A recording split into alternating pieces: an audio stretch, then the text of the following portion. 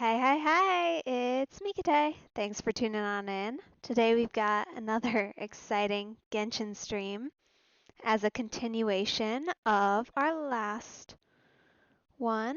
So, continuing onwards, exploring around Natlan and checking out the Archon quest. So, should be a fun time. I'm super excited to get into it. So, without any further ado, let's get to it.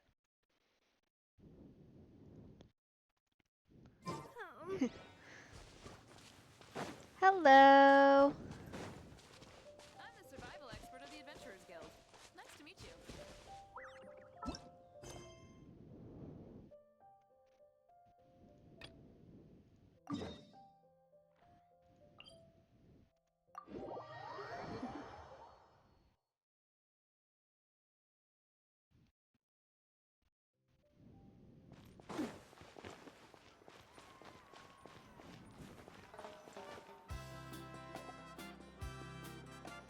I'm doing pretty well today. It was a pretty good day. We're finally here! Hope you're doing well so as well. This is your home, Mualani.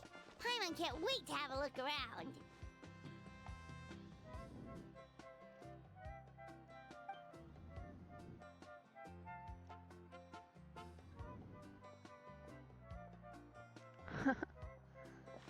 I love the look they've gone with here.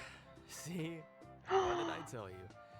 A dip in the hot springs after a battle is just the best. My guy just chilling with a capybara. Oh my goodness. Fetch me a bottle of wine, would you, dear? Just one? Let's get another. It's still early in the day, isn't it? Want to go to Golden Dusk later? Now this is a vacation. Absolutely amazing. Wow, it's so lively around here. Is there some kind of holiday going on? We try to treat every day like a holiday around here. We believe every day is worth celebrating. Honestly, that explains so much about Mualani, just as a character and as a person. Now, let me show you around. Where to start? Shochiqui Cattle Records, Kalumchi Plaza. Oh, there's so many options, but I recommend starting with the real highlight around here. Okay, so those are definitely some names that I will never be pronouncing right ever. Yeah, she's fun. It makes sense, especially at the start. She didn't really have a good team. I think probably her best teammate would be Shilonen when she comes out. But like at the start especially, you could kind of run her with Kachina, but like she doesn't have as much cohesion as she should, in my opinion, for a starting character. But she is really fun to play and the navigation's a win, so. The hot springs, of course. Natural hot springs have tons of health benefits. Go for a nice long soak and you're guaranteed a good night's sleep. Wait, you want us to bathe? Here? Oh, don't be shy. Come on, I'll take you to get changed. Mualani! Are we actually gonna get to wear a different outfit? For once? Huh? Oh, Auntie Atea! Please, I've told you that just Atea is fine. Do I look that old to you? Were you taking these two to the hot springs? That's right. Oh, let me introduce you. This is the Traveler, and the small one next to her is Paimon. They only just arrived in Natlan, so I'm taking them around to experience our customs. Hi there! I'm Mualani's neighbor, Atea. By the way, Mualani, I heard you lost to Kachina during the pilgrimage. Is that true? Yeah, I was this close to winning. Oh, definitely not the result I wanted, but still not too surprising. Kachina's always been strong. Anyway, it's all in the past. I'm gonna take these two for a dip in the hot springs. Talk to you later. Oh, wait. You'll need swimsuits first. I'm sure I can find you something lying around the shop. I'll go look. No way. Hold it right there, young lady. have you forgotten the rule about bathing in the hot springs? Rule? Oh, wait, you mean... There's a rule about bathing in the hot springs? That's right. Outlanders have to complete a trial at an artificial hot spring before they're allowed access to the natural ones. Okay. Sure, I guess. It's not nearly as scary as it sounds. Basically, natural hot springs have higher temperatures that not everyone can withstand. Oh, okay. Sure. So we have to go stand in a lake for a while. A few travelers have gotten scalded by the water in the past, so now we have an unwritten rule.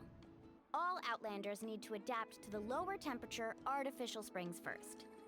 But seriously, Auntie Atea, do we have to be so strict? These two are formidable adventurers. I know they can handle it. Famous last words. The hot springs are not to be underestimated. You can never be too careful. Besides, the environment's been unstable lately. Could be a sign that the abyss is about to attack. Oh, that sounds dangerous. You know, Paimon's really not all that formidable, so careful is good. Exactly. There will be no excessive risk-taking on my watch. Mualani, take them to the artificial spring first. Okay. That's more like it. And don't try anything funny. I'm heading to the artificial spring in a bit, and if I don't see you there, your days of copping free meals at my place are done. Aw. Relax. Oh, by the way, Atea, how have you been feeling lately? Much better. How else would I have the energy to keep an eye on all you rascals? Hey! You over there! How many times have I told you no roughhousing near the hot springs? Oh, shoot! That weird lady's back again! Run! Stop right there! Ugh, you need a stern talking to!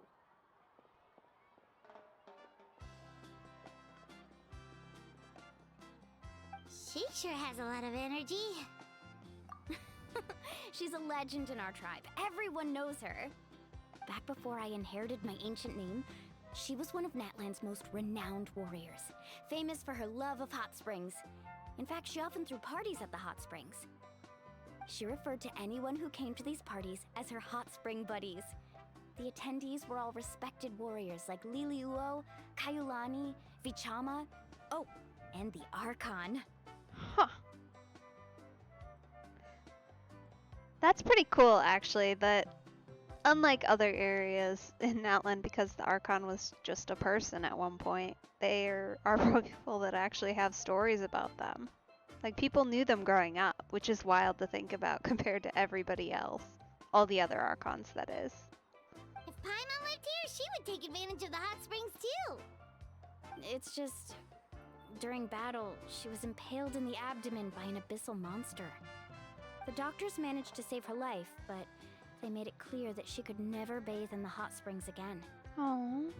Abyssal power still exists within her body. Immersing herself in hot water would accelerate the corrosion of her internal organs and the progression of her illness. Oh, no wonder she has so many scars. Paimon had no idea she was so seriously injured. That's normal. She never talks about her injury. She's worked tirelessly over the years to dig up artificial springs so that more and more people can experience our tribe's natural wonders, even though she can't enjoy them herself. I really respect her for that. Anyway, let's head to the artificial springs. If Auntie Atea gets there before us, we're gonna be in some real hot water.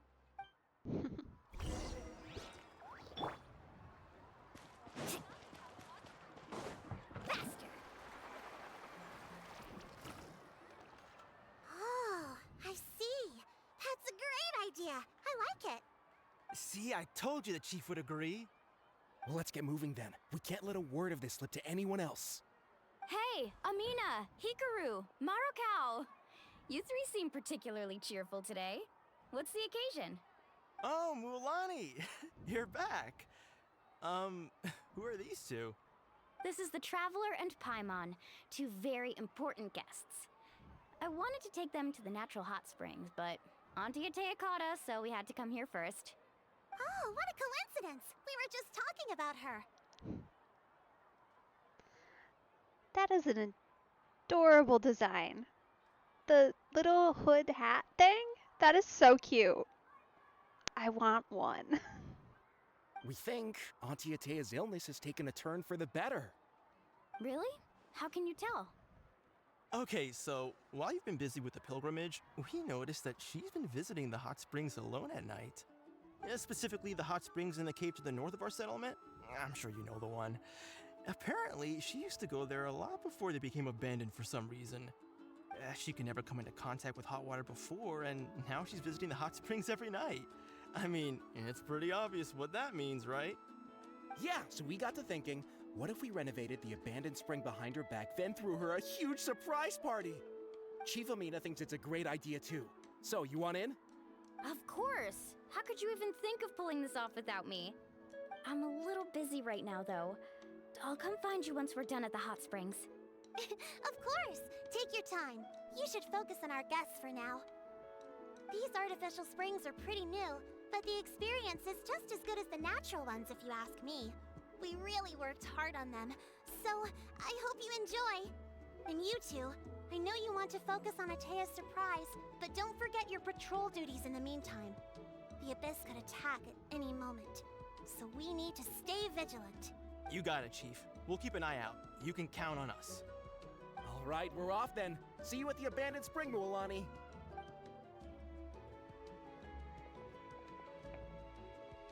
I'm also gonna head out. Have fun! Finally, Cool it's hot looking spring instrument. time. Oh, I already arranged swimwear for you guys, by the way. Come on, I'll show you to the changing room. Oh. Need a surfboard? Let's ride!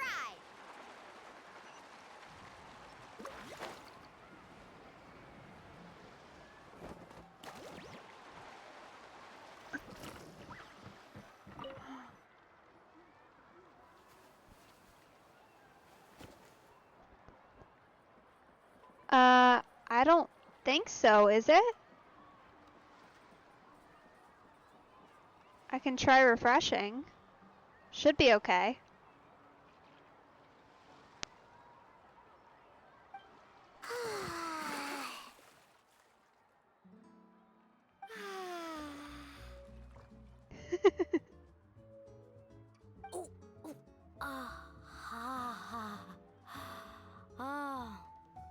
So, what do you think? Can you feel the warmth relax every muscle in your body? Huh, okay. I don't have anything else for me. Let me hit refresh and see if that helps any.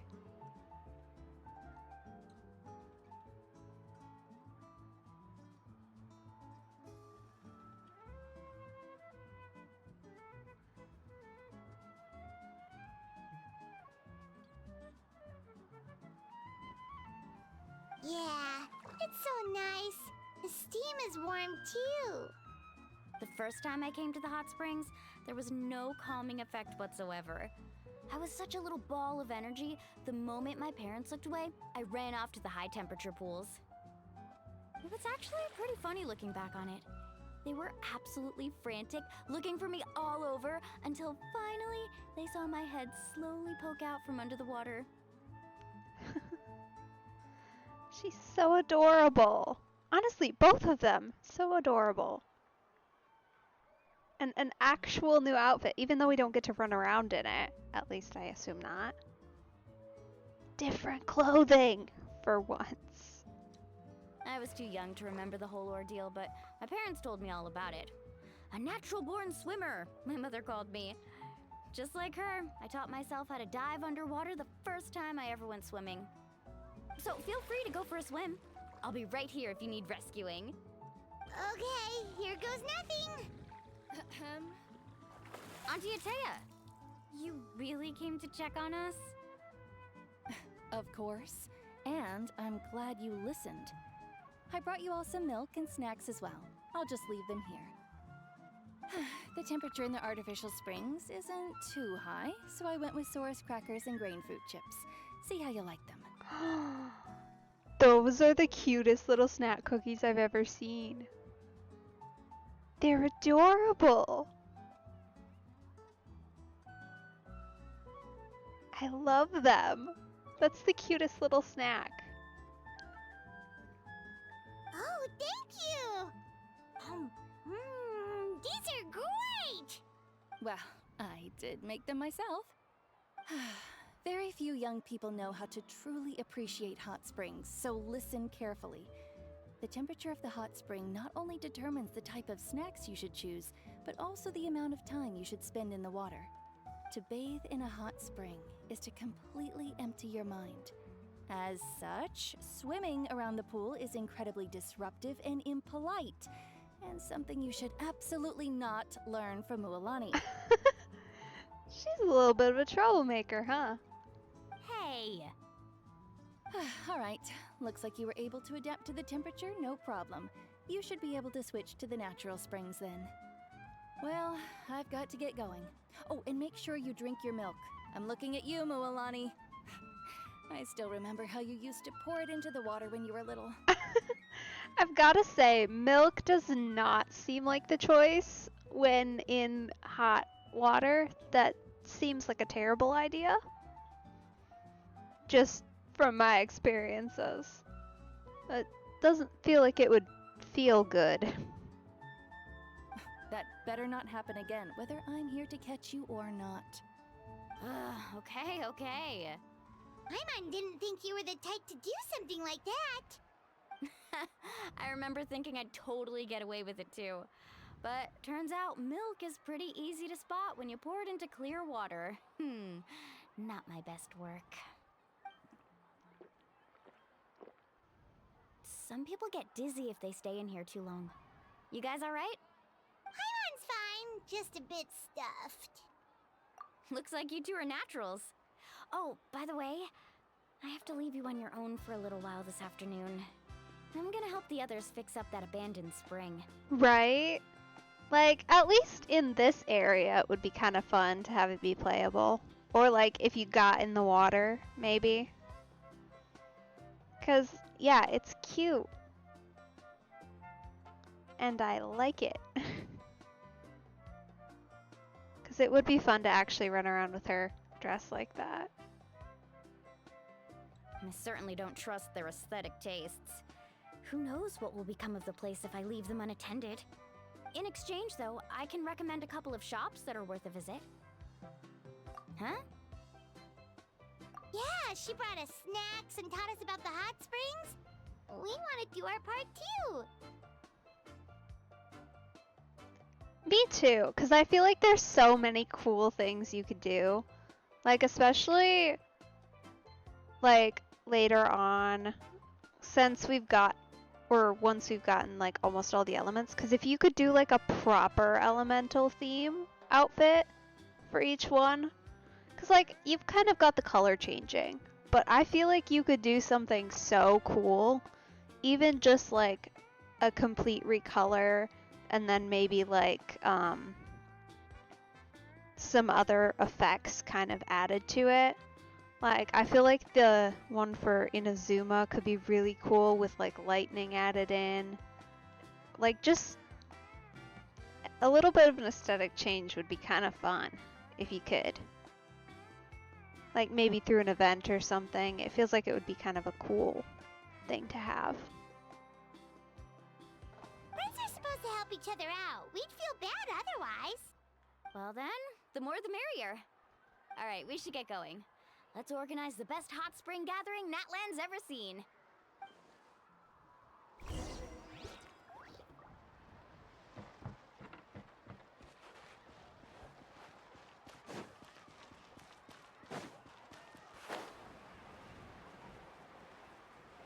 Okay. Oh, regret. Get out of the water, Mualani. Oh. I'm down in a cave. Mualani!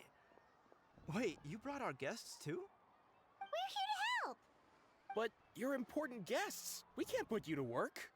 Alright. Stop trying to out-polite each other, would you? The sooner we get this party started, the sooner we get to enjoy the real party. Now, where to start? Looks like the water outlet is blocked pretty bad. We'll need to dig under it. Ooh, those boxes in the corner need to be thrown out as well. Oh, they're moldy as all get out. Ugh. No worries. Glad you were able to stop by. Also, someone needs to go out and get some cloth, wood, and decorations. Oh, and snacks too. I say we get enough for 20 or 30 people. Bulk purchases fetch the best prices after all. Oh, but don't just accept the first offer they give you. I'm not good at haggling. Why don't you go? Hey, I'm not any better, and I wouldn't even know what to buy.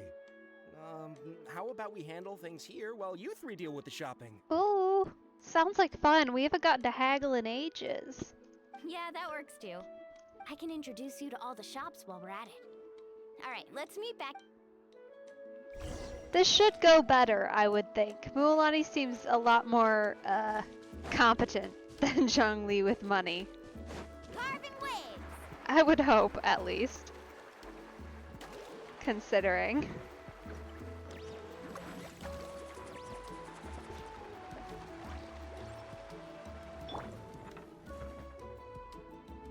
Hey there, Yellowfast. Hope business has been going well. Well, if it isn't Mualani, back from the pilgrimage? That's right. Didn't make the cut this year, though. Well, it wouldn't be a competition if everyone got to win. So, what'll it be today? Here, it's all on the list. Quite a sizable order, as you can see. So, can we expect a discount? Wow, that is a large order. What's it all for? A party? That's right. Keep this between us for now, but we're throwing a hot spring party for Auntie Atea. Wait, you're saying she can go in the hot springs again? That's great news! How about this? You can have the decorations on the house, and I'll give you 20% off the cloth and wood. Come on, I know you can sweeten the deal. That pile of wood's been sitting there since I left for the pilgrimage. At this rate, you need to get rid of it or it's gonna go moldy. All right, all right. Such a handful. Just give me a moment while I pack all this up for you. Much better at negotiating. Wow, that was amazing, Mualani! All in a day's work. By the way, Yellowfast, are these 2 stones for sale? Interested? They won't come cheap. I'm not planning to haggle this time, I promise. Package them separately, would you? Nope. Kachina likes shiny little trinkets, so whenever I come across something like that, I always buy it for her. Aww. I'll hold on to them for now. It'll be a nice little surprise for her when she returns victorious from battle. I'm sure. All right, that should be everything. If you could just double check, make sure nothing's missing. Let me see. Huh? What's this crate of juice doing here? That's on the house. 7 years ago, when the Abyss attacked our tribe, Atea saved my brother's life. She never asked for anything in return, but I could never forget what she did for my family that day. So, send her my regards, would you? And have fun! Oh, we will. It's gonna be a party to remember. Thanks a lot, Yellowfast. Well, that's our shopping done. Let's head back.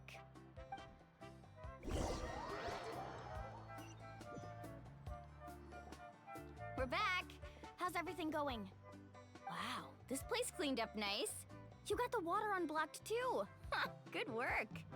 I would hope so. We spent all day clearing out debris from the bottom of the spring. Did you guys get everything? Oh, we brought back tons of stuff! We set it down near the cave entrance. All right then, roll up your sleeves, everyone, and let's get back to work. Actually, why don't you two take a break? I'll handle it from here. Traveler, mind lending me a hand? So, I was brainstorming on the way over, and I'm thinking we could draw something on the wall over here, and the snacks and drinks can go over there.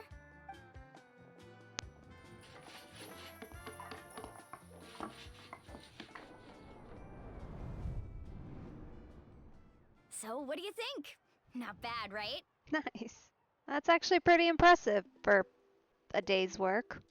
It looks amazing! Paimon had no idea you were such a great designer! Well, I'm usually the one in charge of the family store, so I'm pretty good at things like renovation and organization. Not to mention, this was totally a group effort. Still, I didn't expect it to take quite this long. Guess it's too late to invite Auntie Atea over, huh? Yeah, tonight's definitely not gonna work. Chief Amina set up those patrols to guard against the Abyss, and Atea volunteered. So she's on watch tonight. I see. Well, guess the surprise will have to wait until tomorrow. This could actually be a good thing. She can relieve all the exhaustion of keeping watch all night by soaking in the hot spring. Ha! She's gonna love it. Well, let's call it a day then. Traveler, Paimon, you must be tired too. Come on, I'll take you to the inn.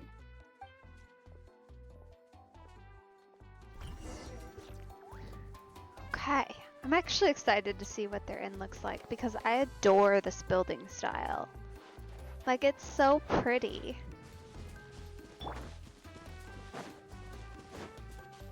Ooh, what is that? That looks cool.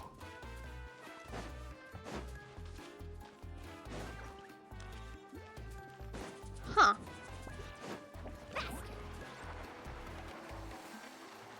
That looks quite cool. We're just gonna run around a little bit.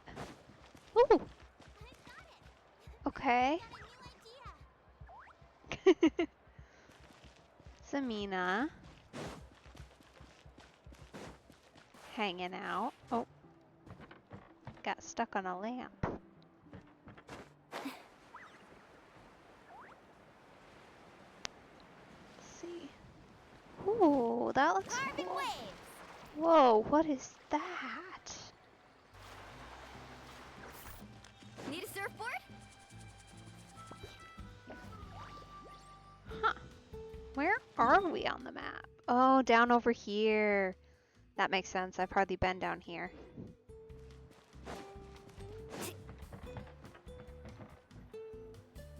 Cool.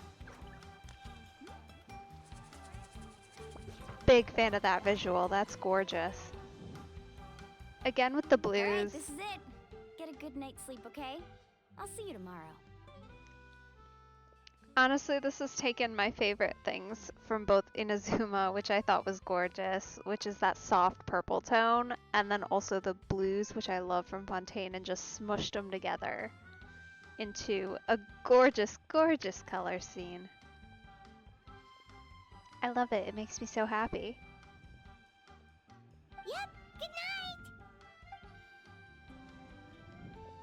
Ah, Paimon's exhausted.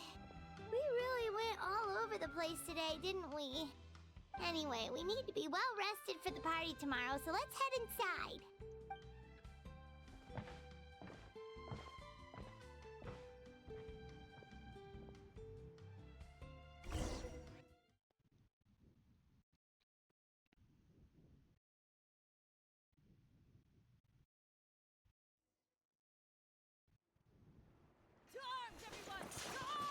Uh-oh. Why now? Huh? What's with all the noise? Yeah, we need to get up. Traveler, Paimon, wake up! Mualani? What's going on? Where did all these monsters come from? It's the Abyss. Our patrols are trying to drive them back as we speak. Come with me. I'll take you somewhere safe. Mualani, a little help over here. We can't hold them back much longer. One moment. I'll be right there. Yeah, we're good. Couldn't have said it better myself. Hang in there. We're here to help. Definitely don't need to go hang out somewhere safe. We're good. Off we go. All right. Surf's up. Whoa, hey. Why? Oh no. I see. Why have you done this to me? Like, we're gonna give you a trial character, even though you already have the character, and we're gonna put her in the wrong slot, because that makes sense. Also, I've got to say, I have opinions on this being the trial for Mualani, because Mualani does not shine in areas like this, where there's stuff everywhere. Oh, have they been contaminated by the Abyss? No, they are the Abyss. Destroy them. Watch out! Hey there! Fire! Well, Leave it all to me, as a dutiful maid. Because, like, this is basically just Mulaney's worst nightmare, honestly. Like, all the obstacles and things, they're not her strong point. Thank you. I'm alright. Go help the others. I almost died. Also, very... Like, it's not bad, but it certainly could be better. And without the AoE, like, this is not her strong point. It's okay, but it's definitely not where she shines. We've cleared out most of the monsters over here. Thanks for your help. It would have taken me ages on my own. Looks like we're still in for a long night, though. We still have no idea where these creatures are coming from. Let's go ask Amina. She'll have a better handle on the situation. Okay. Yeah, we seem to have acquired an aggressive thunderstorm too, huh?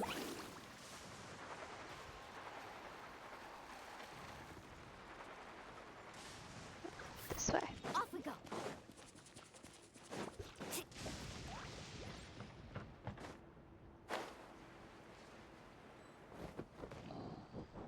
There she is.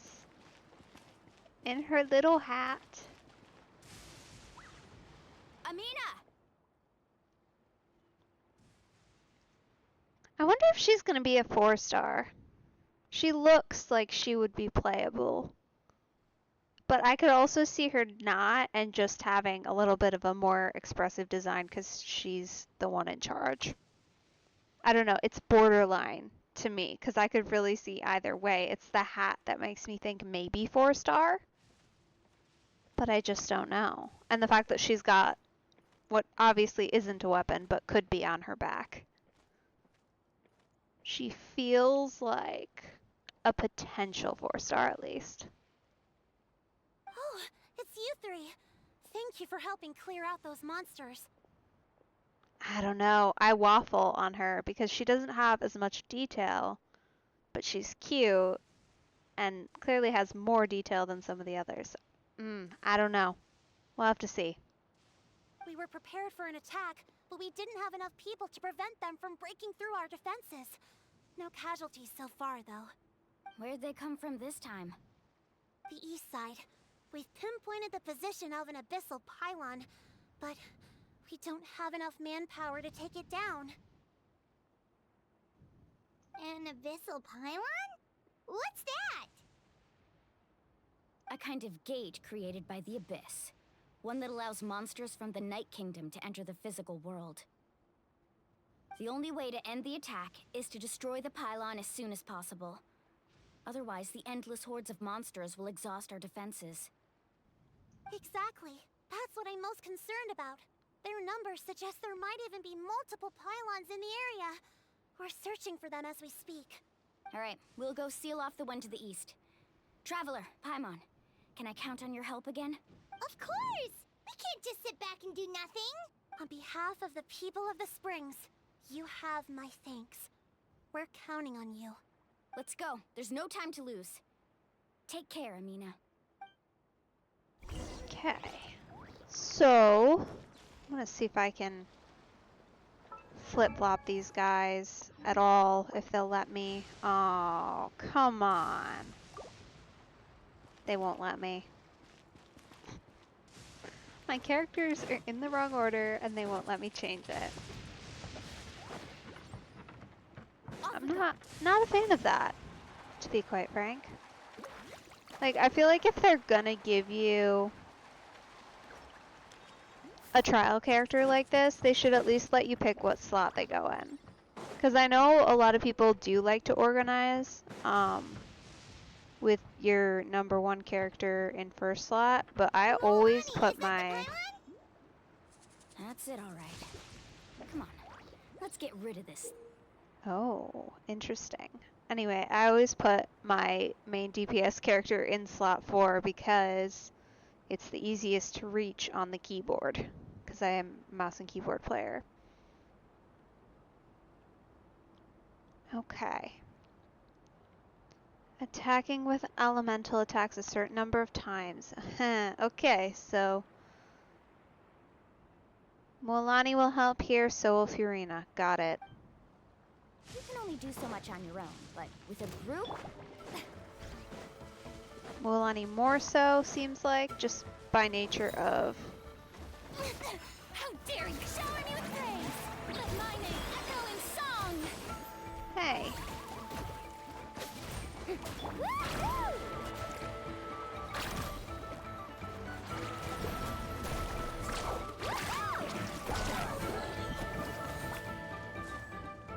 Okay, can we...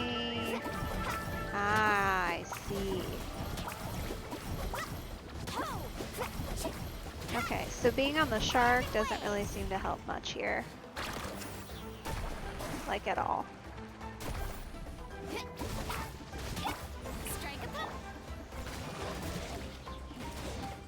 How unfortunate. Let's shred, Sharky! Yeah! Off we go! Let's ride! Surf's up! Woohoo! I must protect my clients. Hey there! Okay. Whew! That should do it, right? I don't see any more monsters, so looks like we're in the clear. Do these attacks happen a lot? Must be hard on your tribe. Yeah, it makes things hard sometimes, but that's how our ancestors have always lived. Besides, the Abyss doesn't care how difficult our lives are. Fighting back is the only option. Come on, we should head back. Huh? What are you looking at?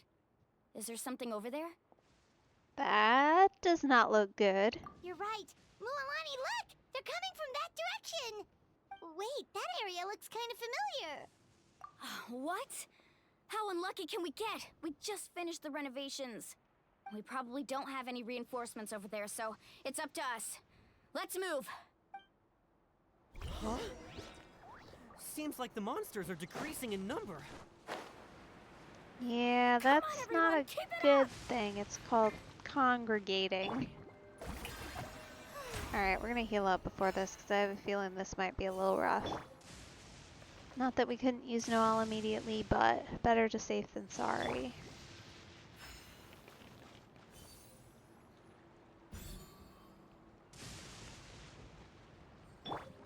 Considering the current state of everything and the thunderstorm and the very ominous statements we've just made.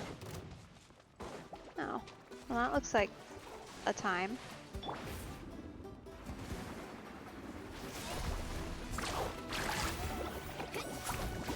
Carving waves! Surf's up! Woohoo!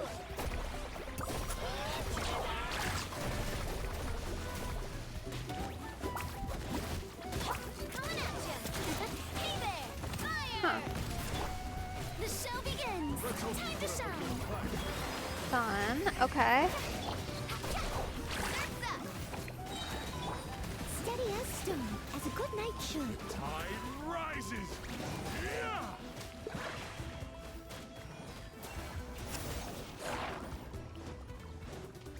Okay, there should be, there we go. I'm like, there should be a guy somewhere around here. There he is.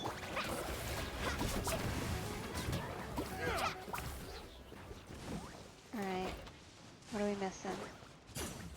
Where's our little thing that we are looking for? Oh! Uh-oh, that's not good. Atea? You doing okay? Atea, what are you doing here? Where's the pylon? Where do you think?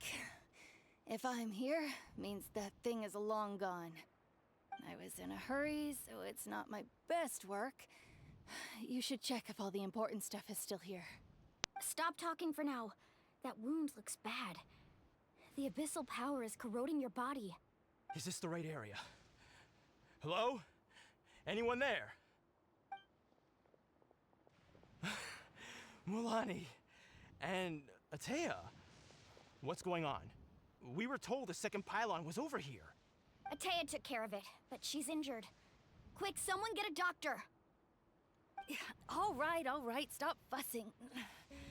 Don't you think I know my own limits? The main thing is they didn't destroy anything. This is a beautiful hot spring, by the way. I can tell how much work you put into it. Wait, no! This was meant to be a surprise. For me, right? I know. Atea! You think I couldn't tell you were avoiding me on purpose? Not one of you stopped to say hello today. It couldn't be more obvious that you were hiding something. And you, Mualani, were you the one that brought the snacks? How many times have I told you, you have to choose them based on the temperature of the water? Oh, forget about that. The doctor's almost here, and you're gonna get all better. Then we can have a meal together, and I'll help you make whatever you want, okay? You just have to hold on.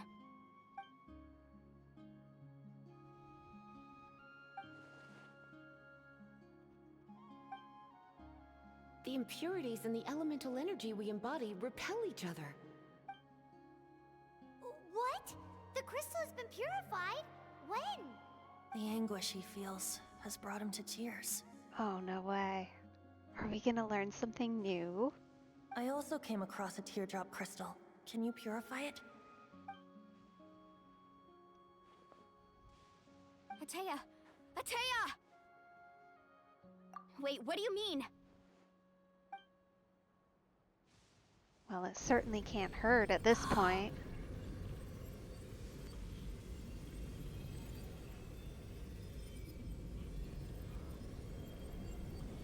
What is this? Some sort of purification? The abyssal power, it's being cleansed away! How can that be? I never knew that was even possible. Yeah, sorry to break it to you, but we're weird.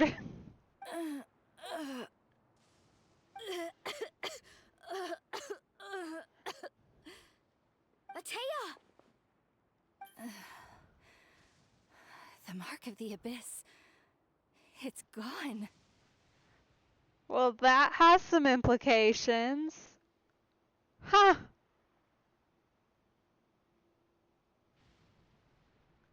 That could get interesting.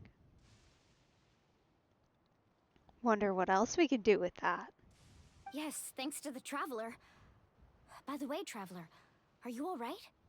I just saw you purify abyssal power from Atea's body. That didn't injure you in any way, did it? You're sure?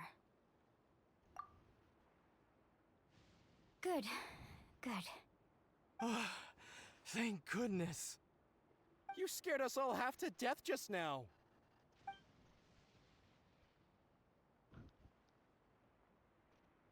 Oh. Alright, everyone, head back and get some rest. We'll meet here tomorrow. We'll celebrate Atea's recovery and our triumph over the abyss. Got tossed into the air. I'm sad I didn't get to see it, to be honest. I feel like that would be funny. Even if just in a little animation visual pop-up. And most importantly, we'll show the Traveler and Paimon how grateful we are for their aid. Let's make it an occasion to remember. Dismissed!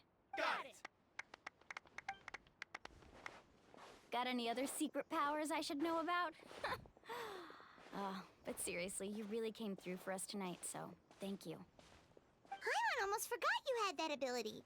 You used it back in Mondstadt to cleanse Dvalin's tears, didn't you? That was some quick thinking, Traveler. Huh? You look like something's bothering you. What's wrong?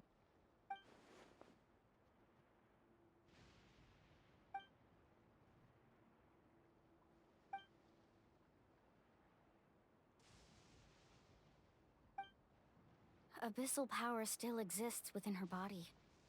Immersing herself in hot water would accelerate the corrosion of her internal organs and the progression of her illness. We think Auntie Atea's illness has taken a turn for the better. She could never come into contact with hot water before, and now she's visiting the hot springs every night. I mean, it's pretty obvious what that means, right?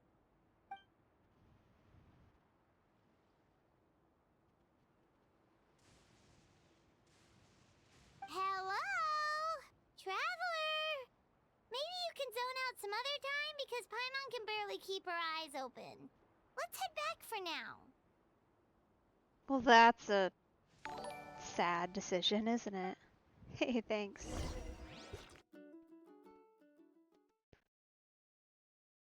I'm doing pretty well. I hope you're doing well as well. Good so far. Yeah. Running around Natlan a little bit, exploring, doing the Archon quest.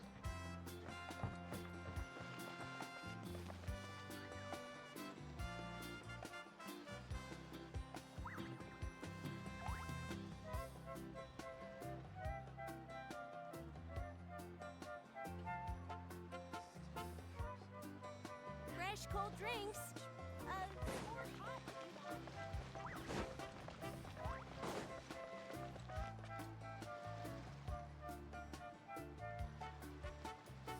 Okay, let's see.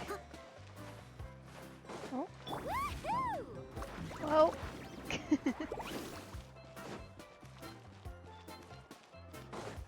Where are we going? Over this way.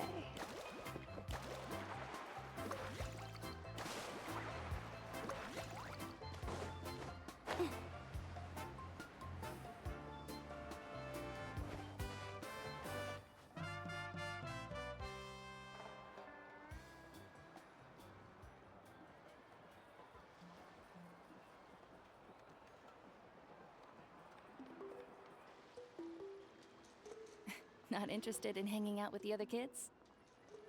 Snacks not to your taste? Hot spring temperature too high? None of the above, huh?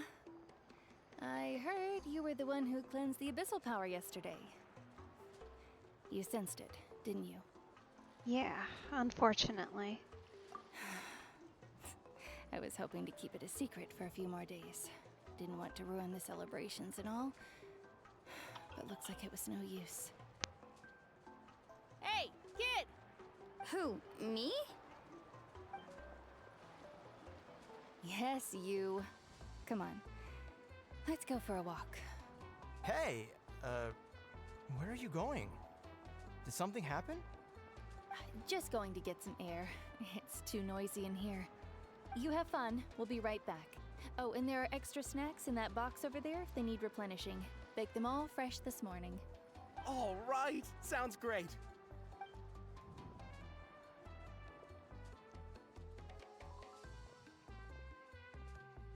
Mualani, Yeah? you've gotten so tall. You know that. Feels like just yesterday you were that rambunctious kid causing trouble all around the hot springs. It's like all that time passed in the blink of an eye. Tell me, how are your parents?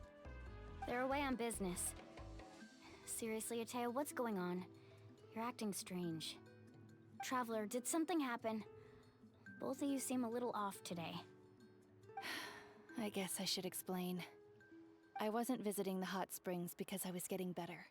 And that pylon yesterday, I didn't go face it by myself because I was reckless or too anxious to wait for reinforcements.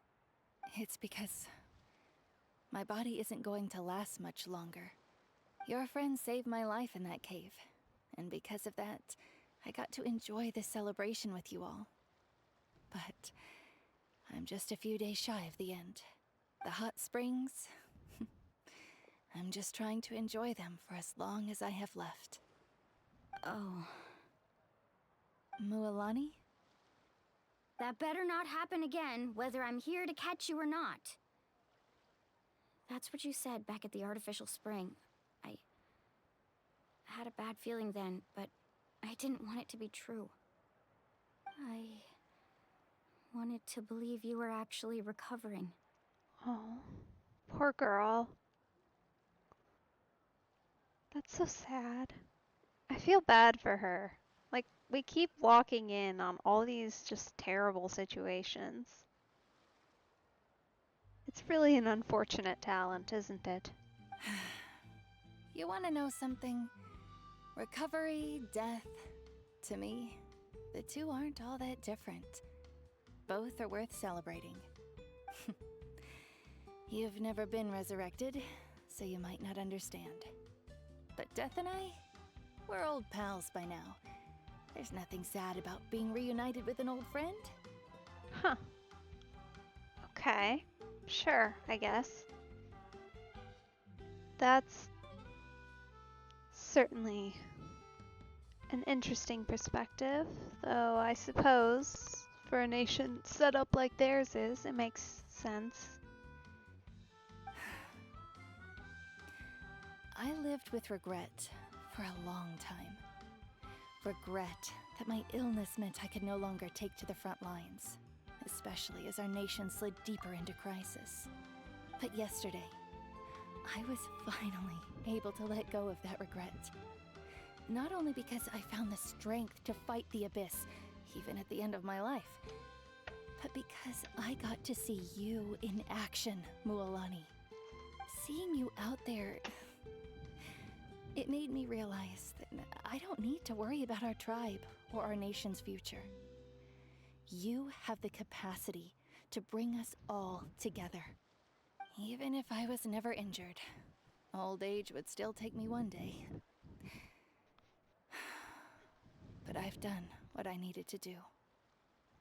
The future is in your hands now.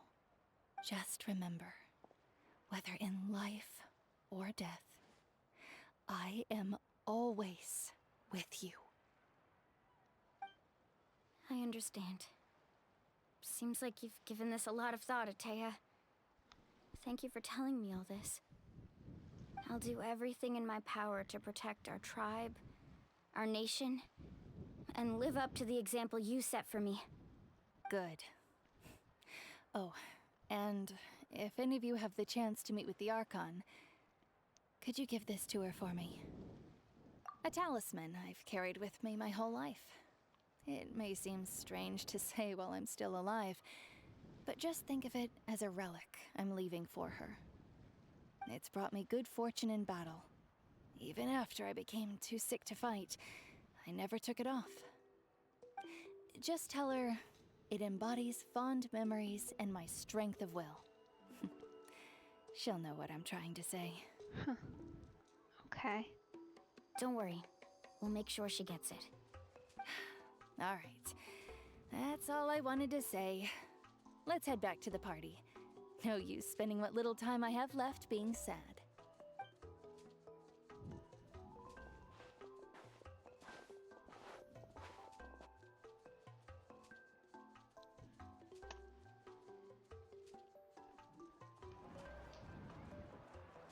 Traveler, Atea, Mualani! If you don't hurry up, there won't be any snacks left! Excuse me, what did I say about bathing in the hot springs on a full stomach? Hey, are you listening to me?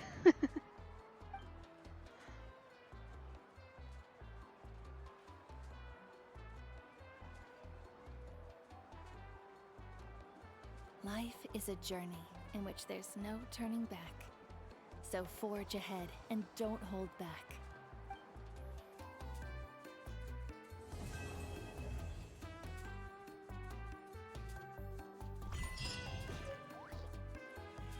Huh. Okay. I gotta say, I definitely liked the first half of that quest a lot more. Just from a storyline perspective. Because this felt like a little bit rushed. Mostly just because we don't really know any of these characters all that well. So it almost felt, rather than like we were kind of involved directly in the story and getting to know these people, we were kind of just experiencing from the sidelines Mualani's story. Which, you know, is in a sense what we were doing. But it's different from how it usually is. So they're definitely taking a little bit of a different track here, for sure. Which I feel like it went over better with Kachina for me personally. Because I don't know, the ending of this one felt like a little bit cheap. Like they're just trying to kind of get you emotionally invested. I don't know, just my opinion, but I feel like the killing off random NPCs who are supposed to be important to your main character but who you've only interacted with for about 5 minutes just for an attempt at an emotional grab feels a bit sad after, especially after Fontaine coming right from that, which had me actually emotionally invested in every single character.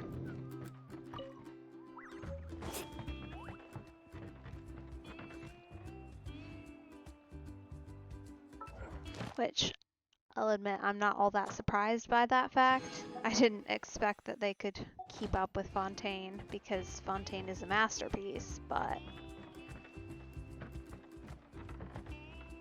so far, definitely feels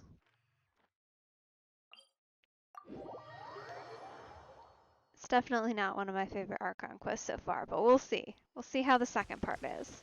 Off we go. Might change my opinion, you never know.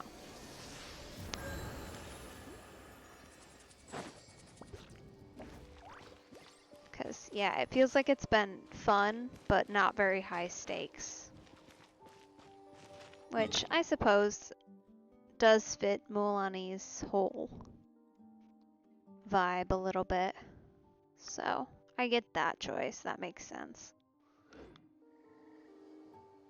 Alright, so we are supposed to wait till 2 whole days later.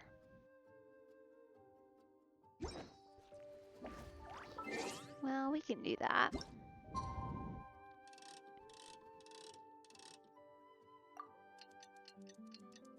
TikTok. They're not going to give us an overhead perspective. That's upsetting. I love the overhead perspectives, especially in Sumeru. You get to see such cool views. Because Sumeru is a hard one. You can hardly see it half the time because you're just in the trees. And I feel like here it would be really pretty. Like there's so much pretty scenery to have that view from above. Like over here, or even facing that way. But no, couldn't have that.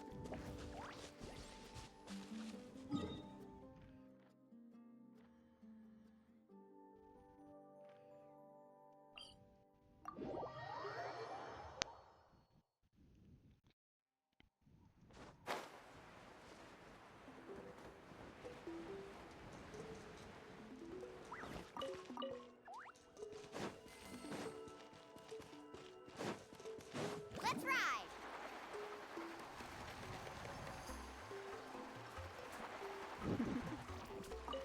Ooh. Interesting. More lore. Hey, can we talk to this lady? Do you have an actual shop? Huh. Okay. You're not gonna sell me anything, are you? Bye. Maybe later. We probably have to do more quests around the area. Need a surfboard? It's more of Mualani's little fishies. They're so big. Oh! This is Mualani's shop. She has a water sports shop. That's kind of fun. Honestly, that tracks.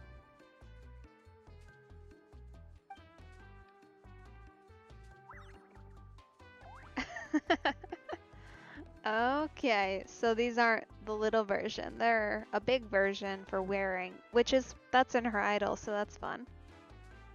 And the surfboards.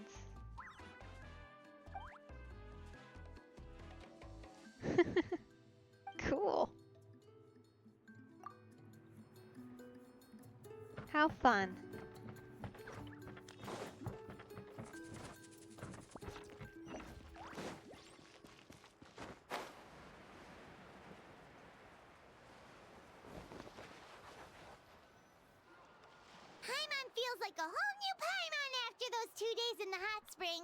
The Abyss kinda threw a wrench in our relaxation, though. That's one way of putting it. Still, spending time here really has felt like a vacation. The Kaholosaurs are so nice and so fun to play with. Their bellies are super bouncy. Oh, and Atea's snacks were so delicious. She gave Paimon some for the road just this morning, actually. Yelling at some kids who got caught throwing stones in the hot springs, so not much has changed since we first met her. Hey, you guys. Sleep well last night? Yep, this area is so nice. Glad you like it. I was thinking of taking you guys out to do some sea fishing. Later tonight, we can eat whatever we catch. Fresh fish is absolutely delicious right off the grill. Oh, they even gave her the star details over top of her normal pupils. They're doing a great job with the expressions here, I gotta say. Like, they're making them so fun and kind of cool. It's been different, which is nice. I feel like that was an area where they just kind of didn't experiment prior to this so much. Hey, Mualani! And for a spot where all the characters are very enthusiastic in an intentional way, it feels like a great choice stylistically. Yeah? What do you need? The team sent out to fight in the Night Warden Wars has returned. Kachina's back? And Kachina? Is she back as well? Kachina fell in battle. Oh no! But don't worry, the team was victorious, so the Rite of Resurrection will be held in the stadium soon. Ooh. That's a relief. The Abyss is cunning, and it was her first time. Mistakes are bound to happen. Yeah, but that's gonna shake her confidence, isn't it? Exactly. She deserves to hold her head up high. All right, thanks for letting me know. We'll head out in a bit. Jeez, she sounded a little anxious there. Had me thinking it was bad news for a moment. Mualani, you said the Abyss was cunning just now, but it seems like the Abyss just wants to destroy everything. Like, think about all those monsters that attacked your tribe. If there really was some sort of cunning plan, wouldn't it make more sense to send them to attack Kachina and her small team? Not that Paimon wants them to be in any more danger, it's just... Relax, I get it. The Abyss is difficult to understand, that's for sure. At a glance, it certainly seems like the only goal is total destruction. The Abyss isn't a living entity after all, so what capacity for logic or planning could it possibly possess? Don't know about that. There's certainly leaders. We've met a couple of them. They're problematic. Usually. But through our long history of fighting the Abyss, we've realized things aren't quite so simple. 500 years ago, the Abyss invaded Tevat. You know about that, right? That's right. Conria suffered greatly during that time. But so did every other nation in Tevat. And Natlan was the worst affected of all. It took the combined efforts of the then Pyro Archon and heroes from every tribe to finally repel the Abyss. Even so, the effects of the invasion lingered for hundreds of years, only able to be reversed little by little. Our tribe's waters were contaminated. The Children of Echo's territory was overrun by dangerous sludge surging from underground. Unrelenting black winds tore across the lands of the Flower Feather clan. It was like each disaster was designed for a specific tribe. Exactly. We once thought that the Abyss's desire for destruction was a sort of primal instinct, but its methods are, in truth, marked by intelligence. Hello. Okay, interesting. We now believe the Abyss has invaded the Night Kingdom, and has the capacity to read the memories of this land at any given moment. Sounds like accessing ley lines, to be honest. And that's how it became so dangerous and cunning. Almost like it knows you inside and out. I'm doing pretty well, thanks. I hope you're doing well as well. Yes, and that's why we've been unable to fully eradicate it, even after all this time. Luckily, the problems left behind by the Abyss have been successfully addressed by the various pyro archons we've had over the years. Now every tribe is prospering and things are looking up. I mean, just look at what we managed to do a few days ago. We totally fought them off.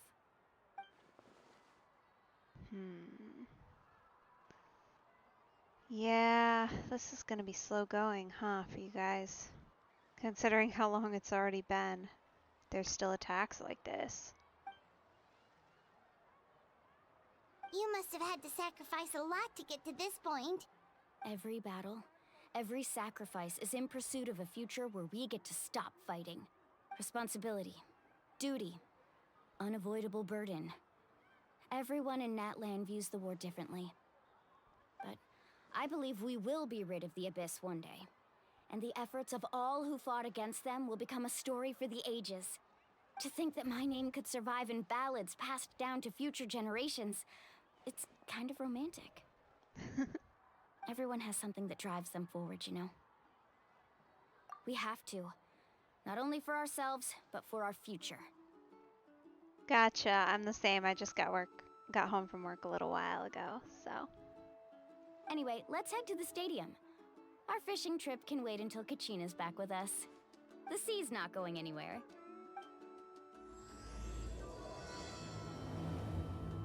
Okay, let's go find Kachina. Hopefully she's doing okay. I worry about her greatly, considering this is her first time and she didn't make it back. Doesn't feel great.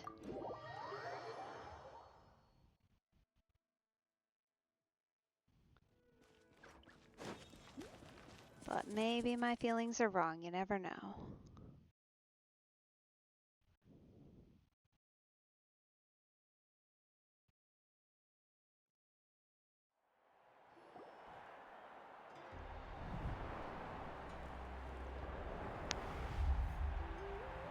Ooh, everyone else but her made it back. Whoa, this place is packed already! Of course. No one's gonna miss out on the chance to welcome our heroes back from battle. It's their moment of glory. Yeah, that's gonna shake her confidence, isn't it? Kachina's gonna be so flustered. She's never had this many eyes on her before.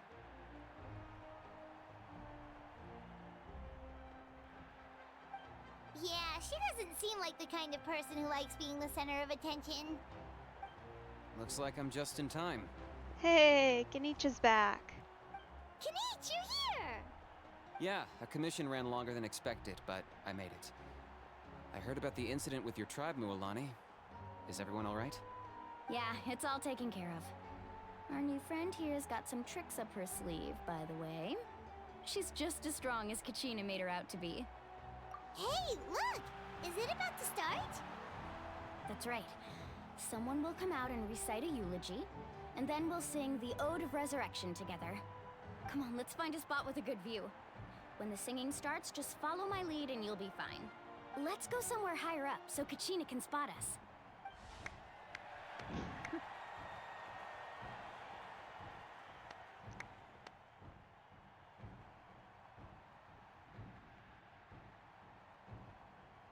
Warriors of Natlan, heed the call of life. We are the inheritors of memory and legend. Those who grew alongside sun and wind. Those who forged our own destiny and future. That is Natlan's fire, the lifeblood of our nation.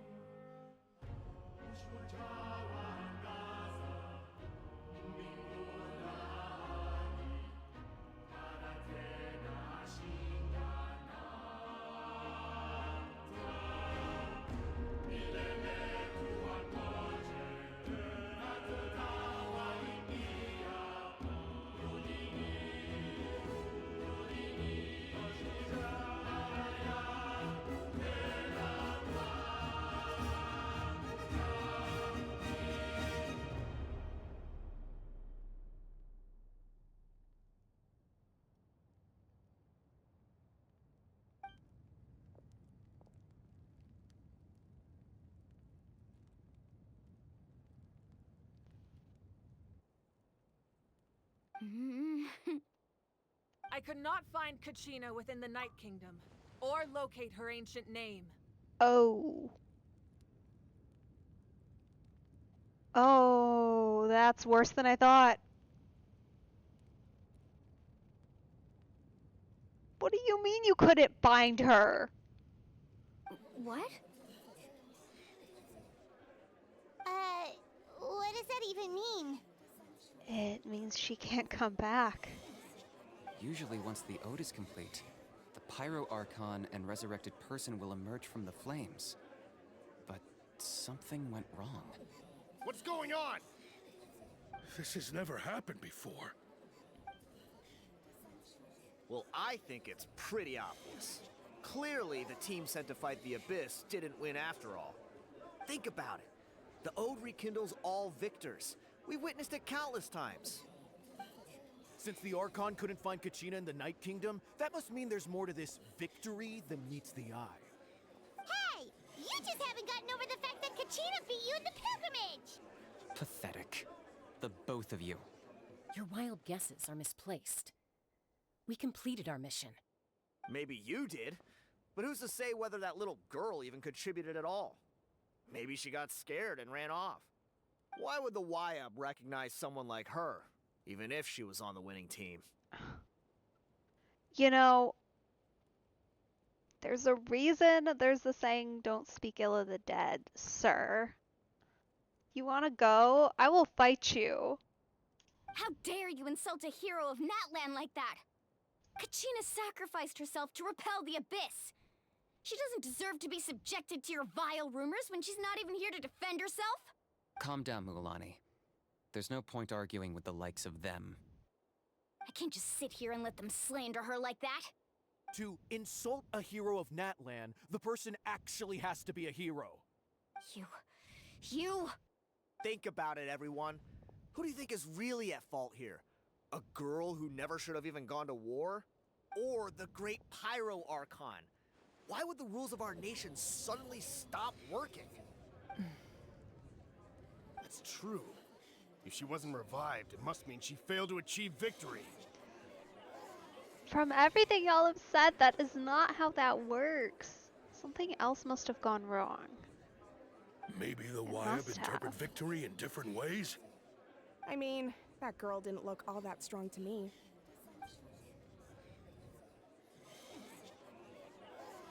Kachina wouldn't have run! That's not like her at all!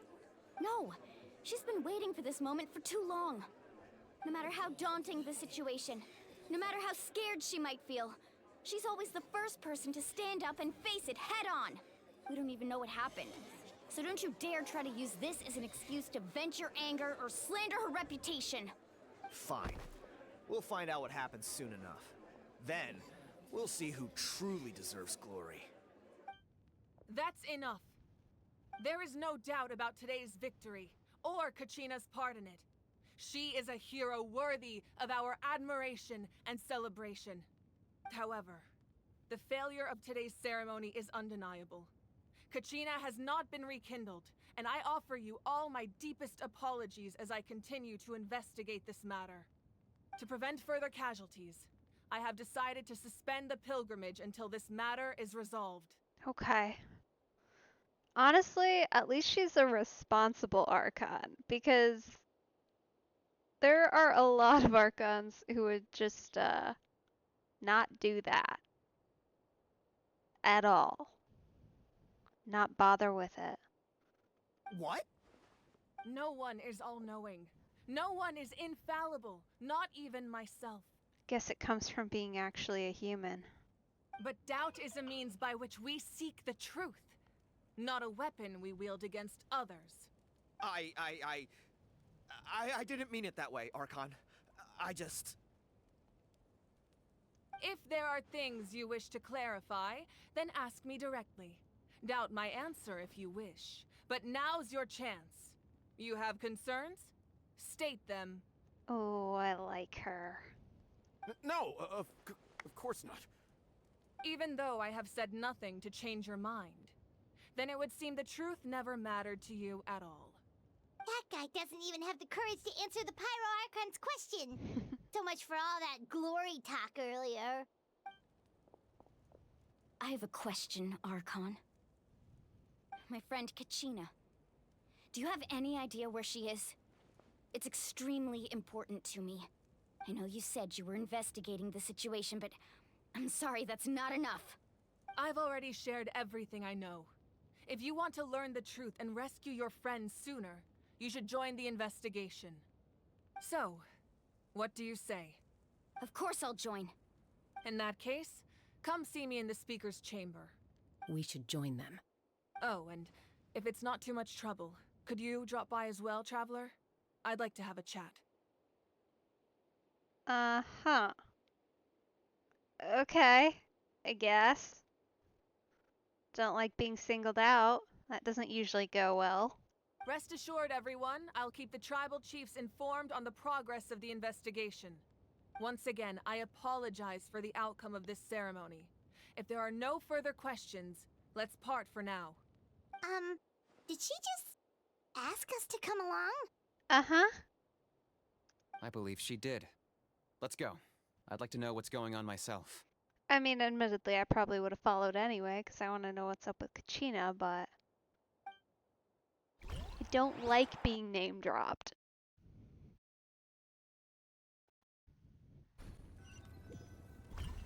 Last Archon who tried that was Furina, and she attempted to challenge us to a not really duel. The situation is urgent, so I'll get straight to the point. Kachina is undoubtedly a hero of Natlan, and I'm deeply sorry this happened to her. There's been unrest in the Night Kingdom, but I don't know what's causing it. As a result, I've been unable to track down her location. Okay, so there's interference of some kind then. Interesting. Until we find and address the cause of the unrest, the Ode of Resurrection will continue to be ineffective. And that means Kachina won't be able to come back? That's correct. Not until the problem with the Night Kingdom is resolved. How long will that take? It's hard to say. Kachina always dreamed of fighting the Abyss. Of doing her part to defend Natlan. She wasn't afraid of death because she knew, if it came down to it, the Pyro Archon would be there to bring her back to life. Whenever we sat down together, exhausted from training, she would always hum the Ode of Resurrection. She was supposed to come back to us. We were supposed to hug her and celebrate with her and share her joy. We supported her every step of the way, but what are we supposed to do now? Sit peacefully and wait for her return? Lose ourselves in grief over her death? Tell me, are we her friends? Or her murderers? Dang, Mualani. Alright. That's not fair, Mualani. It's all right. I understand your rage and your grief. Kachina's life means a great deal to me, Mualani. Believe me, I want to bring her back as soon as possible. I would give you that peace of mind if I could. But please, hear what I have to say so I can at least give you a broader picture of the issue we are now facing. Considering the recent attack on your tribe, I believe the Abyss has found a new means of undermining the rules of our nation. Yeah, that makes sense. You mean... The Sacred Flame. The foundation of our resistance against the Abyss. If we continue to hold the pilgrimage and send teams to fight the Abyss, there will likely be more casualties. But if we stop altogether, the Sacred Flame will only grow weaker. The Abyss will scale up their attacks, and the tragedy we saw with— If we compare the two choices, the former seems to be the lesser of two evils. Sorry, I know that may sound harsh, but I bear the name Malipo. Weighing the costs is my duty. The raw truth can be cruel. But we need to understand it if we want to approach this rationally. But what would you say, Mualani? This is personal for you. And unlike Kanich, I dare say it's not a simple case of weighing up which course of action is less painful, is it? No. I can't choose between them, and I don't want to. Saying that one is preferable over the other is disrespectful to the people who suffered. You're saying it doesn't matter whether I suspend the pilgrimage. the consequences will be equally painful. Yes. What happened to Kachina breaks my heart. But I couldn't bring myself to sacrifice other people for her sake. And that is the crux of the problem. It's not simply a matter of choosing the lesser of two evils. Either way, there will be people who suffer. And the end result will be the same. Belief in the pilgrimage will waver. Once doubt has crept in, the people will no longer unite in battle against the Abyss. And that is exactly what the Abyss wants. Their ultimate goal isn't to break the rules that make the Ode of Resurrection work. It's to destroy the people's faith in them. To prevent what happened to Kachina from happening to anyone else, we need to suspend the pilgrimage. So that is my current plan. And in the meantime, I've made efforts to strengthen each tribe's defenses. Okay. Good call. But you're still going to have to send someone to take care of the actual problem. Then, we have to find another way of strengthening the sacred flame to keep the Abyss at bay. This won't be easy. I'll need time to figure out the best approach. I understand your anger, Mualani, but I hope that provided some clarity at least. Wow. Paimon thought things were gonna get heated for a second, but the Pyro Archon took the time to explain everything so patiently. Yeah, she's actually a good leader. How rare and surprising. I owe you an apology, Archon. I let myself get carried away earlier, and I'm sorry. You're right. We need to focus on finding solutions. We could always hold the pilgrimage without sending a team to fight in the Night Warden Wars. That way, we would still be able to fuel the sacred flame. I've considered that, but the two events have nearly always been linked. Without the chance to fight the Abyss, pilgrimage rankings lose their prestige, and competitor numbers will drop. With fewer participants, the amount of contending fire produced will decrease, and the vicious cycle will continue indefinitely. So, essentially, the Abyss is taking Kachina hostage. You've learned about the concept of ley lines during your travels, yes? The Night Kingdom is something similar. Interesting. Okay. Huh. Staying there for a short period of time shouldn't have an effect on the person. But with the Abyss in the picture, it's a different story.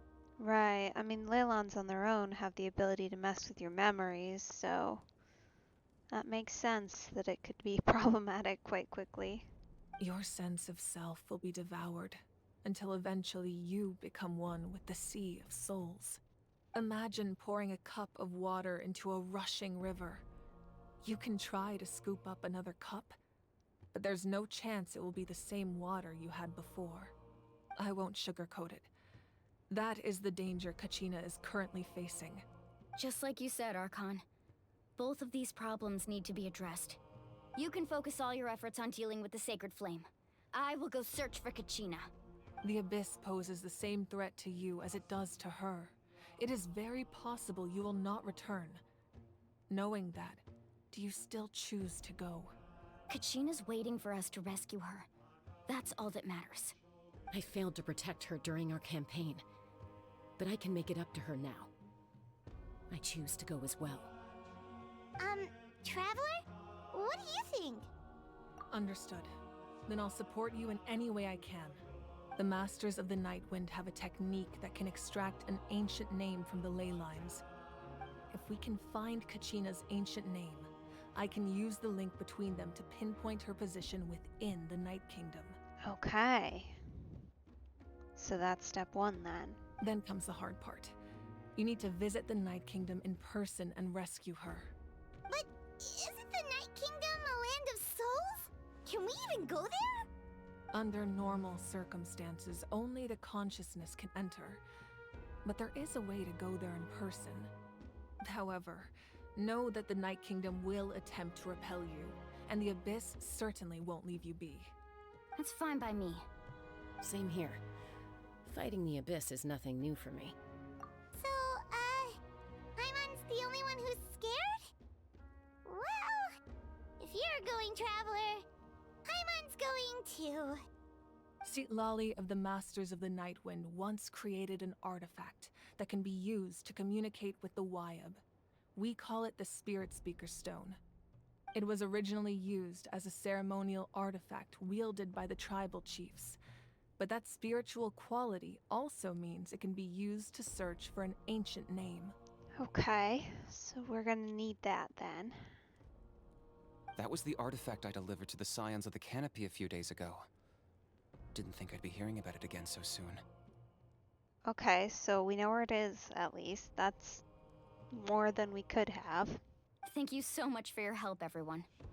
Your thanks are unnecessary. I will offer you whatever aid I can, but your fellowship and courage are what will truly decide the success of this operation. Besides, you're the ones helping me. I can only focus on one thing at a time, after all. Traveler, I certainly didn't expect our first conversation to be so serious. I've heard all about your accomplishments. Ever since you arrived, I've been hoping to meet you and offer you Natlan's highest level of hospitality. Huh. She's like actually nice. And not trying to challenge and or stab us. This is new. I don't like it. Why? Why? Is that not what happened in the other nations you visited? No. Yeah, things were pretty complicated at the start. And, you know, in the middle. But our reputation's solid nowadays. That's more like it. After all, I've heard you're someone who transcends fate. Perhaps even more than you can imagine. But we can talk about that some other time. What does that mean exactly? What else do you know? Ideally, this would be the perfect night for a drink and some musical ambiance. But there are important things to be done. Oh, I almost forgot. Atea was wounded in the fight against the Abyss. She wanted us to give this to you. It embodies fond memories and my strength of will. That's what she asked us to tell you. She said you'd know what that means. I didn't think this day would come so soon. The flames of her life force. I can feel them flowing within the talisman. If things were different, the two of us could have enjoyed the hot springs together while she gave this to me in person. We're supposed to be hot spring buddies after all. But don't worry. This talisman means a great deal to me. I'll take good care of it, and once this is all over, I'll pay Atea a visit.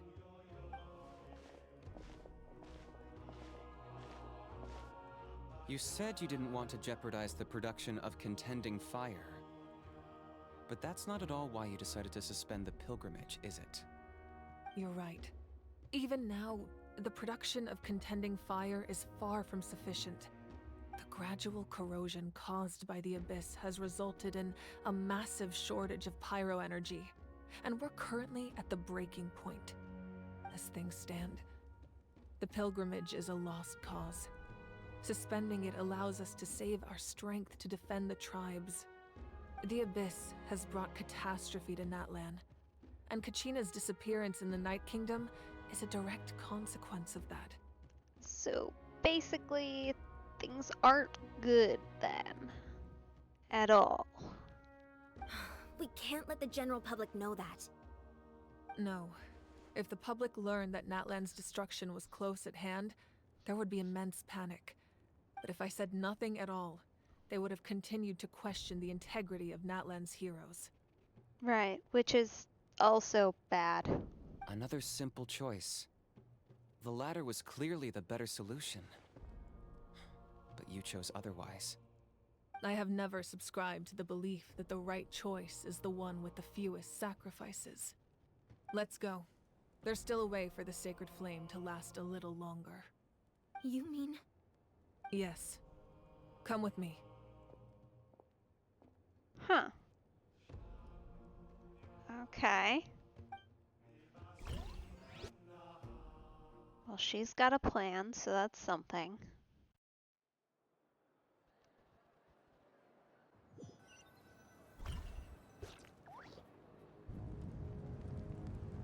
The sacred flame must never go out. Not only does it strike fear in the abyss, but it's also the pillar of Natlan's stability. So until our heroes are ready, I will sacrifice my power to keep it burning. But that can only last so long. I think we should focus on the remaining ancient name-bearers. Don't let desperation cloud your judgment. Those chosen by the Wyeb have already embarked on their destined path. It is for them to decide how that journey ends, not us. All we can do is support them. Even so, for you to make this sacrifice, it's not right. If not me, then who? No other is capable of sustaining the sacred flame. I possess great strength, but I'm not above my people. This is part of my duty.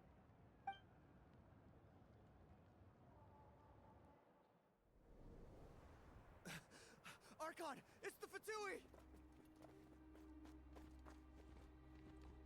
Seriously?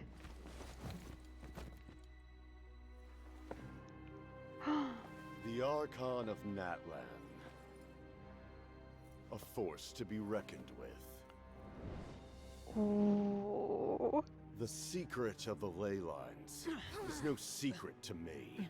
Long have they been destined for ruin. And since the oath made 5 centuries ago remains unfulfilled, what use is the Gnosis in your hands? I don't know what you mean. But it sounds like this is about more than the Tsaritsa. In times of crisis, someone must pick up the mantle of salvation. Your plan has reached an impasse, and now it falls to me to create new rules for Natlan. But before the dawn of a new age, the old must be destroyed.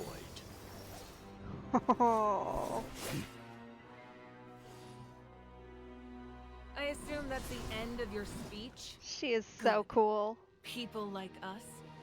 Let our blades do the talking!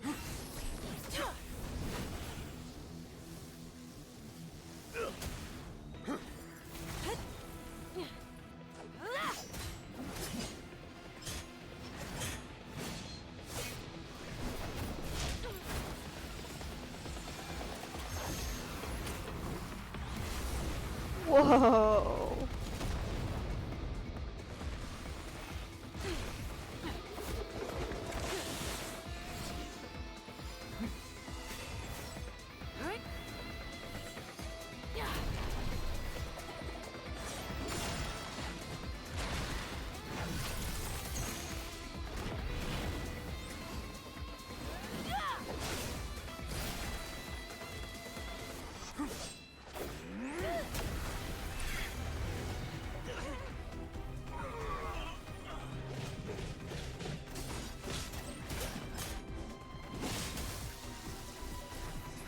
Both of them are honestly insane. Like,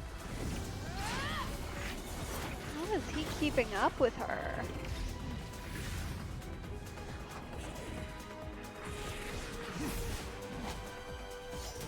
Oh.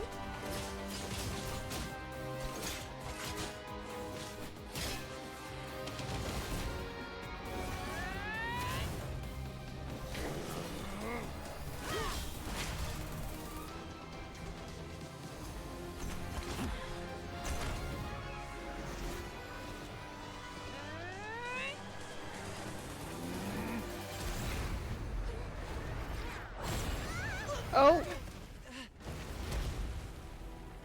Whoa, whoa, whoa, whoa.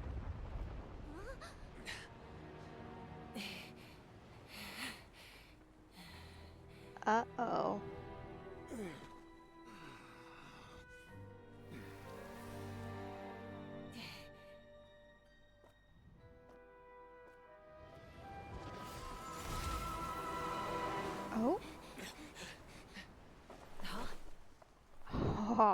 he's gone. Masters of the Night Wind. Send word. The captain and his followers must be apprehended. She is so cool.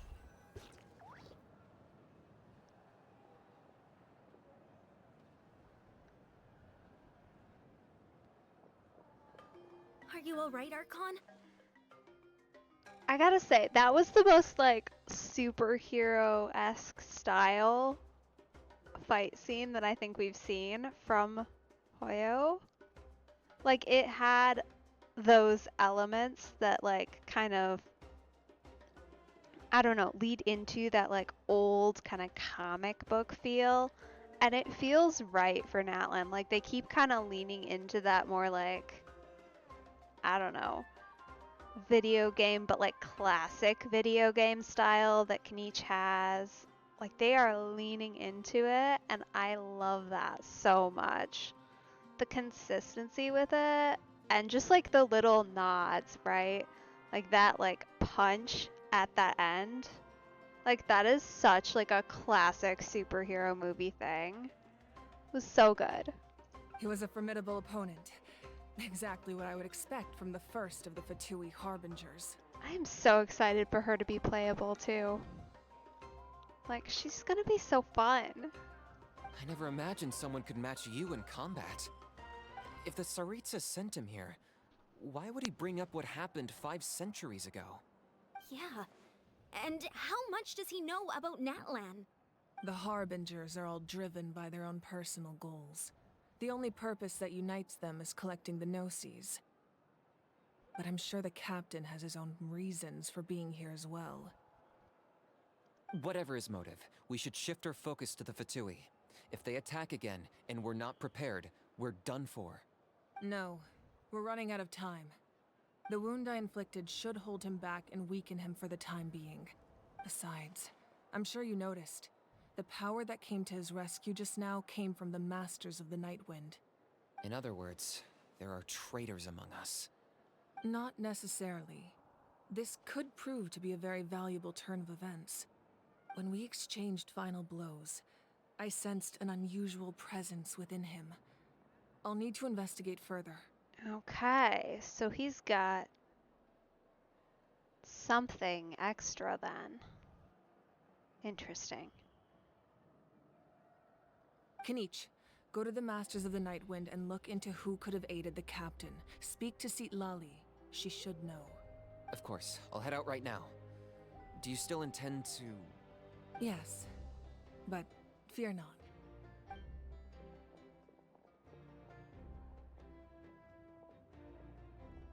Natlan's strength has never rested solely in its Archon.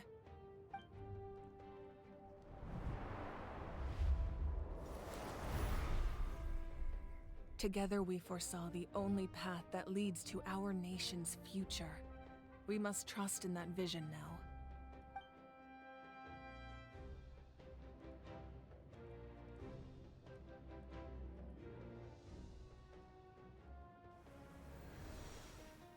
Is everything okay, Archon?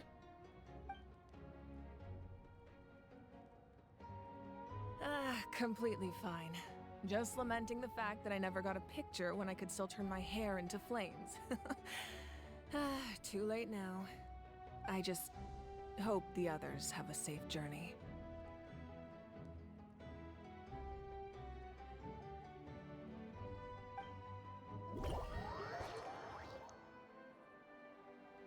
Okay, gotta be back to Mualani now and everybody else. Ooh.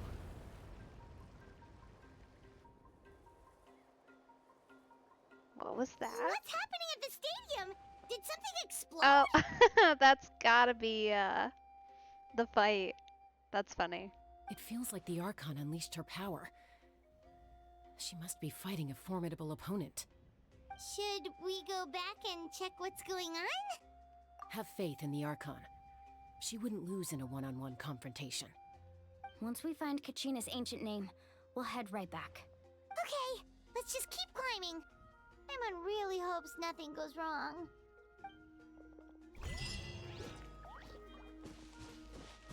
Okay, so we need to go Need a surfboard?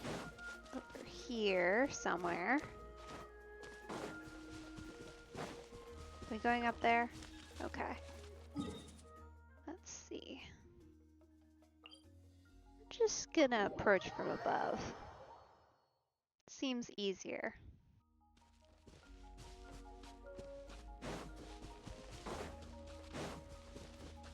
Carving waves!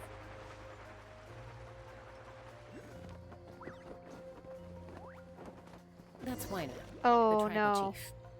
Let's head over to her. That was rude.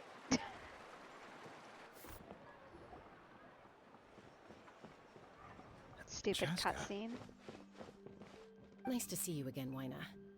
I'm afraid we don't have time for pleasantries, so I'll get right to it. We're here for the Spirit Speaker Stone. Ooh. I need to do some work on her voice. Not the voice actor. She's doing fine, I'm sure, but they're way too heavy on the S's. Whoa, hold on a second. At least tell me why you need it first. My friend Kachina is trapped within the Night Kingdom. We need the stone to find her ancient name and rescue her. Rescue her? From the Night Kingdom? That's right. I'm sorry, but someone needs to tell you what you don't want to hear. Going there, a mature warrior would never make such a foolish decision. The nature of battle is unpredictable. You never know how it's going to end. Losing a friend is tragic, but when that happens, the best thing you can do is focus on how to prevent further casualties. I appreciate what you're trying to say, Chief Wyna. But if the price of maturity is abandoning a friend in need, I'll choose foolishness any day. If Kachina's still holding on, then so will I. I thought you might say that. Is something wrong, Wyna? This doesn't seem like you. Life isn't complete without taking risks. That's always been your mantra. It's nothing. The Night Kingdom is a dangerous place. Can't blame me for checking if you were up to the task. If you're that determined, far be it from me to stop you. Here's the stone. Keep it safe, okay? It's not like we have a spare. Whoa. That looks cool. How funky. Thank you. Huh. Seems like you two go way back. But aren't you from the Flower Feather Clan, Chaska? Oh, Chaska's a peacekeeper, so she's famous throughout the tribes.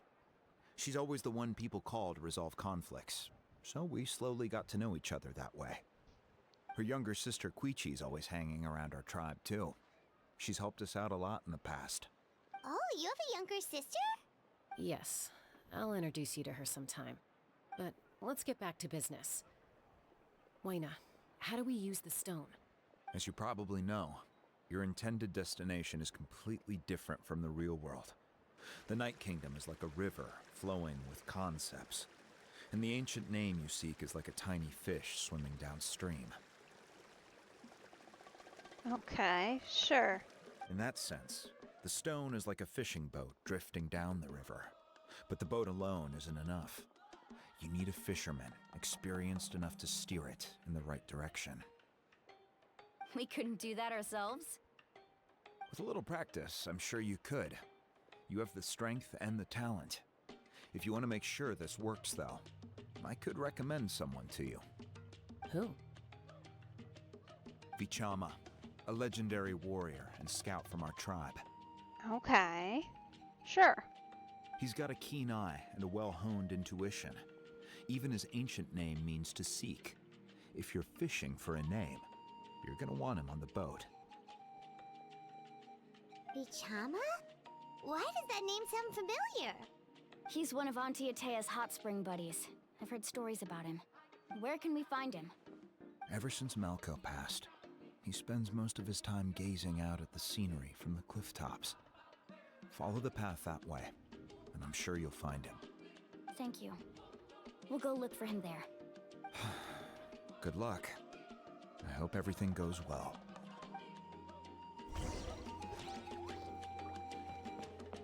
Okay. Ooh, it's a pretty area. Hello, little friend.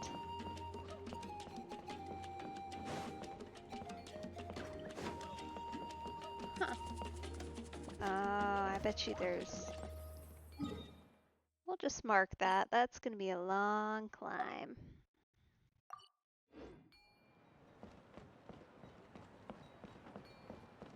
Okay, so we need to go sort of this way-ish.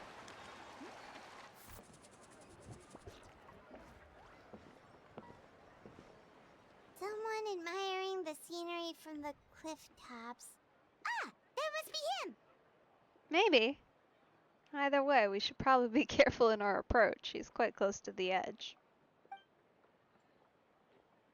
Hello there, are you Vichama? That's me. Did you need something? Oh. Oh, that's a voice.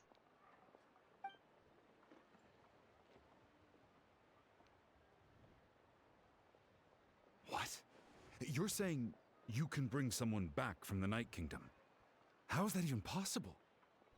No, if you really think about it, anything's possible in that kind of place. But that would mean... He just lost someone not too long ago, huh? He's gonna try and get her back too. I assume a her. Them. We'll go with them for now. That could be a bit dangerous, I suppose. We'll have to see. Are you okay? You don't look so good. Everything's fine. I'll help you, but I do have a small request. After I help you find Kachina's ancient name, I want to use the stone to look for my friends as well. Your friend? Oh, why not mention someone named Malco? Is that who you're talking about? Yes, but I'd rather not get into it if it's all the same to you. That's not a problem. We agree to your request. Yeah. Since you're helping us find Kachina's ancient name, it's only right that we return the favor. Then we're agreed. Can I have a look at the stone?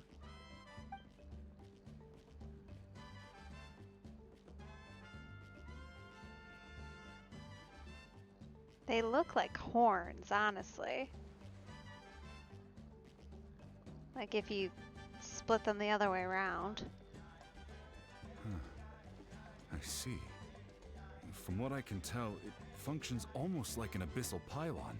Both connect the Night Kingdom to the living world. Once the connection is established, the abyss will come surging through the opening like a predator honing in on the scent of blood. So we have to be sure not to use it in a tribal settlement. Okay, so it's kind of a dangerous object then. Wow, you got all that just from looking at it? I just picked up on the basics, really. I still have no idea why it works. You said someone named Lali invented this. They must be a genius. I'll go find an open area and start setting things up. In the meantime, I need you to get 2 things for me. We'll go right away. What do you need? First, I'll need some hook ropes. Pretty much every store around here carries them, so no need to go anywhere special. Oh, and I need to build a net out of them, so make sure you get a good amount. Okay. That's a weird one. Not gonna lie. Wait, are you saying you're going to use a real net to catch Kachina's ancient name? How does that work when one's tangible and one's not? By creating something tangible in our world, like a net, we can create a connection to a corresponding concept in the Night Kingdom. Basically, I'm going to use the concept of a net to catch something equally intangible, an ancient name. Huh. Okay, sure. You know what? If we're operating in a place more or less based on memories, I guess an imaginary net would do. Oh, I see. What about the second thing you needed? Right. I need 2 chunks of obsidian. Once we bring the ancient names into our world, we'll need a place to store them. Normally, you can only get obsidian from the Children of Echoes, but I heard there's a traveling merchant from that tribe around here somewhere, so maybe you can try your luck there. Gotcha! Alright, let's split up. See that clearing? Let's meet over there when you're done. Oh, and you can send someone with me if you want. In case you're worried I might take the stone for myself. What do you think, Chaska? There's no need. Lena spoke highly of you. That means you're trustworthy. I appreciate it. even though that doesn't mean much to me anymore. Anyway, it'll take some time to set everything up, so no need to rush. I'll see you in a bit.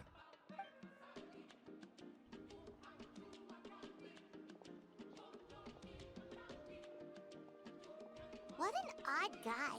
He seems so defeated, but also really invested in the stone at the same time. I don't have any more insight than you, Paimon. Let's just focus on the preparations for now. Hang on, Kachina. We're coming for you.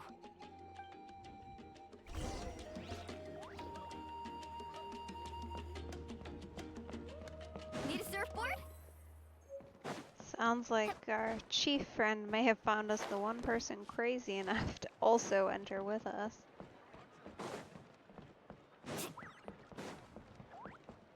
Okay, so we need to go down here. Okay, got it right. Hello, friend. Hello. Do you have any hook ropes for sale? Hook ropes? As in rock climbing equipment? Yes. How much for your whole stock? Oh, the whole thing? Let me see.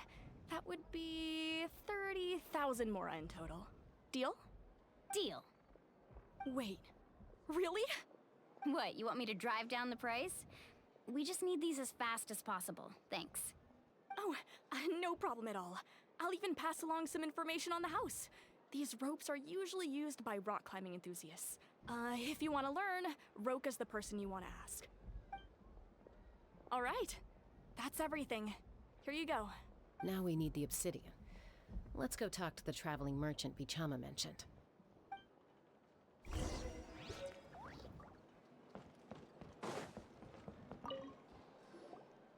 Excuse me, do you sell obsidian? Why, yes. I've got a chunk for sale right over there. Perfect. Is that the only one, though? We actually need two. That might be tough. Tell you what, I'll take a look through these boxes over here and we'll see what we can find. Thank you so much. We'll wait here.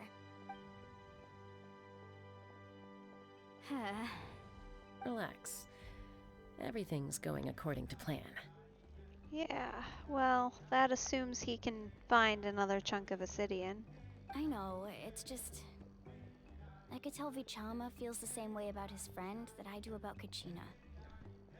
I hope this chunk of obsidian isn't the only one. Kachina always carries all sorts of shiny stones with her. If I was the one trapped in the Night Kingdom, she'd have a whole pile of obsidian ready in a heartbeat. Well, would you look at that? I did bring an extra. Here you go, young lady. How does it look? Perfect. Perfect! Thank you. How much do I owe you? If you hadn't shown up, these stones would have just sat here collecting dust. I'll take 3,000 mora for both. Here you go. By the way, I heard you mention Vichama just now. You running an errand for him, then? In a sense, I suppose. How's he doing? Malco's been gone for 5 years now.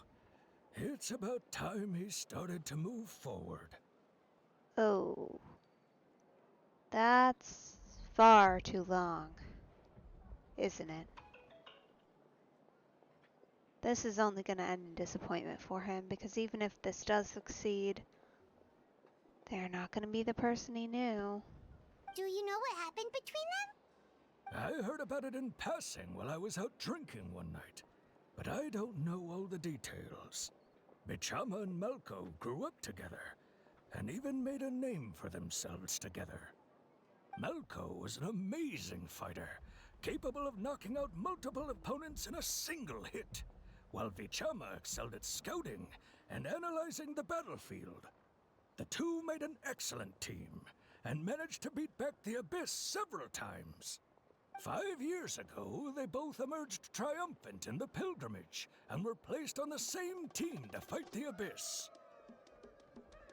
But on the eve of battle, the Abyss launched an attack on their tribe, and Vichama suffered an injury to his leg while attempting to rescue someone.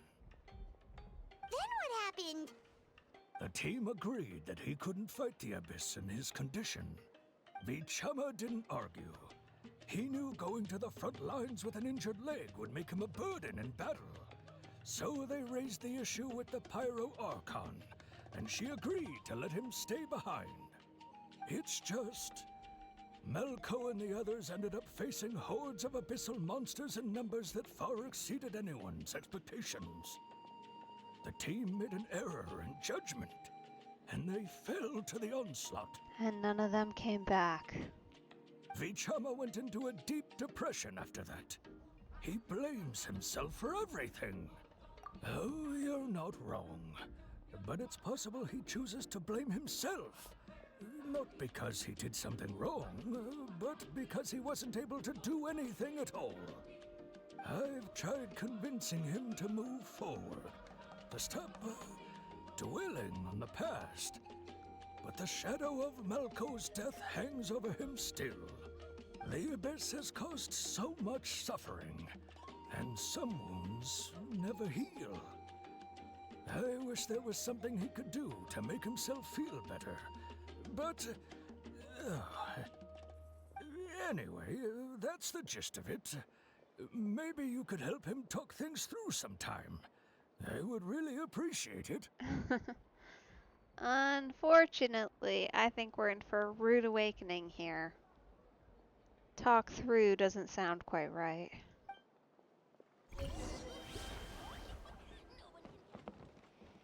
But I suppose you never know.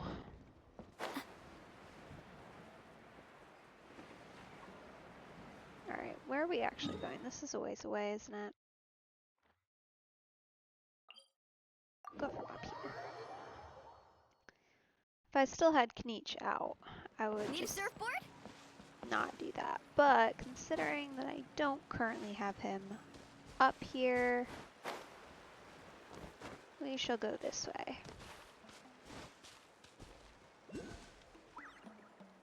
Ooh. Okay. You know what? Keeping in mind the fact that this could get a bit odd. Glad to be working with you. At very least temporarily for this purpose, we'll go with these guys. Oh, Kniech, why are you dead?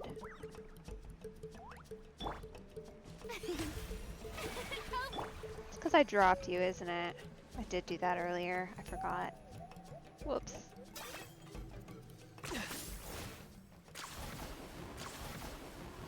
So fast. So much better.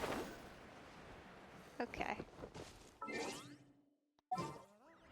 Now you need to go away and come have Nadia come back. I'll take the lead today.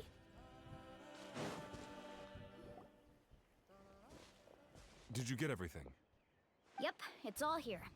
When do we start? I've made all the necessary adjustments, so we're good to go. As agreed, I'll help you find Kachina's ancient name, and then you return the favor. Go ahead.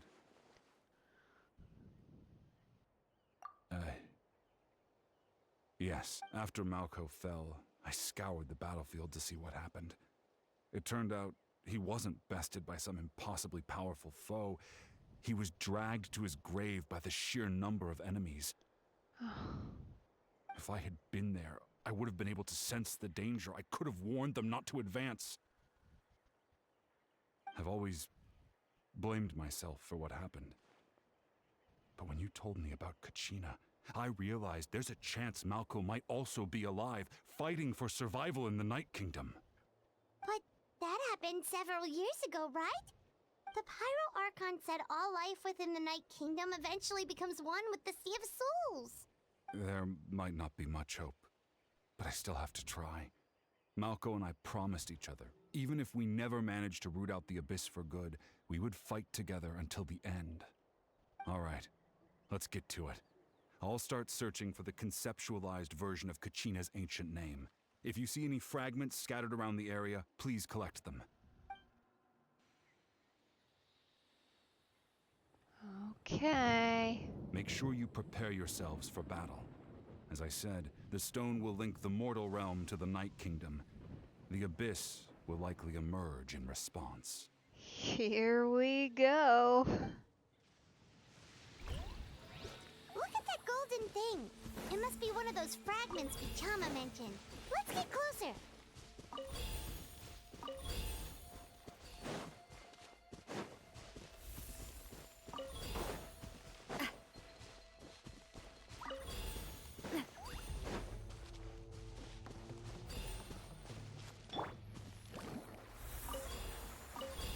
Whoa, monsters incoming! Watch out, everyone!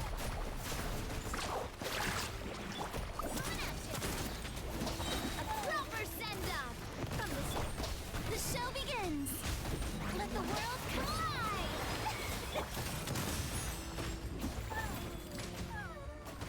Oh, the dying sounds they make. That's horrible. No. Leave it all to me. Why? Someone needs assistance. Time That to is clean up. so unnecessary. Like, that's honestly just so rude. Like, why would you do that? Why? Why did we decide that was necessary?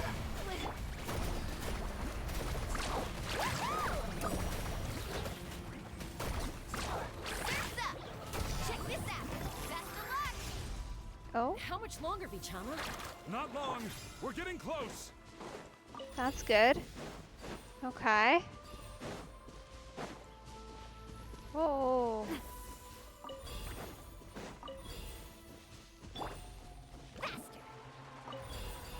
Well, they vanish if you leave them too long. That's annoying. Well, we'll have to go Mualani for sure. I feel like without... Oh! Did we get it? We must have. Vichama!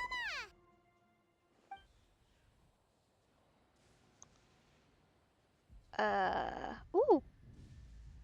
Quick, take it!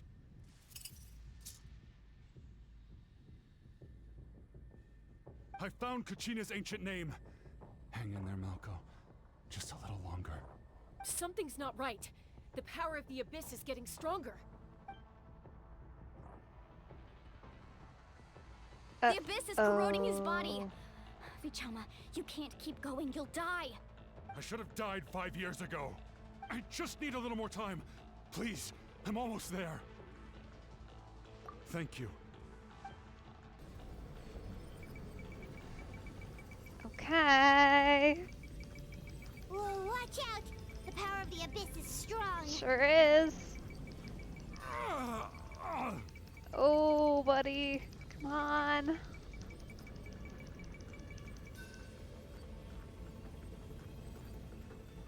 This power. Hanging in there? Malco. No! Why can't I find him? Why? We can't wait any longer. Pull him away from the stone, Mualani. I already tried, but the power of the Abyss has him in a chokehold. It's like he's tied to the stone with an invisible rope. In that case, we have no choice. I'm sorry, Sea Lolly. Get back! Chaska, wait!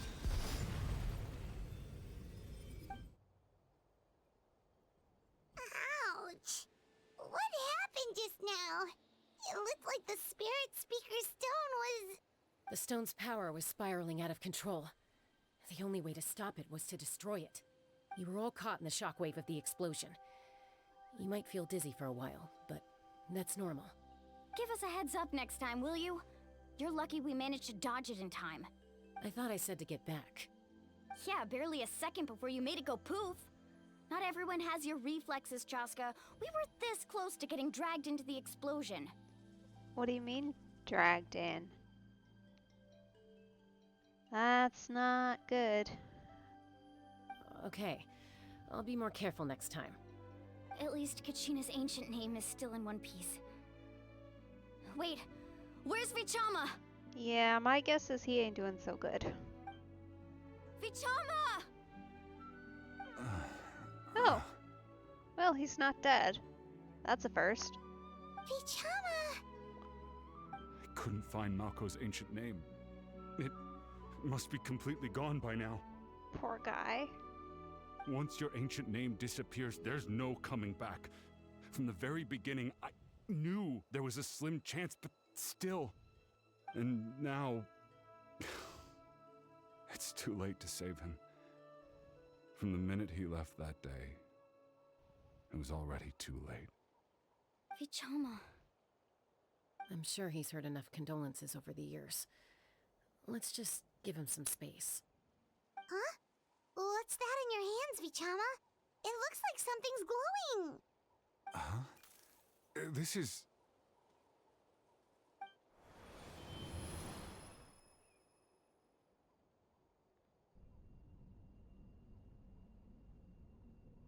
Hey, Malco. Got any strength left? Not enough to swing a sword, but to say a few last words? Sure. Too bad no one will get to hear them. I never thought I'd actually die on this mission. Not that I'm afraid to die.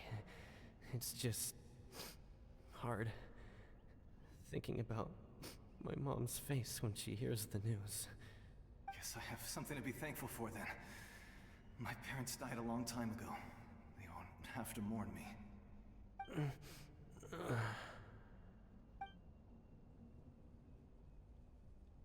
Pisak! Always had to beat me at everything, didn't you? Right to the end, you were never one for goodbyes. Maybe you're right. Maybe no one will get to hear our last words. But just in case, Vichama, I'm so glad you didn't come with us. Don't be sad. Just keep on living. For the both of us.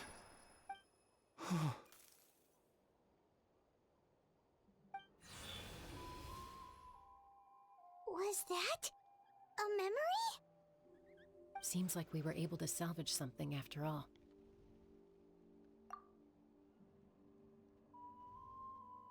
Of course. Seeing him, hearing his voice again, it makes me unbelievably happy.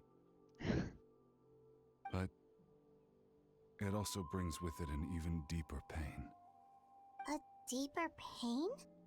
Why? Malco was always the type to put on a brave face. But in that memory just now, his hands were shaking, and his smile was forced.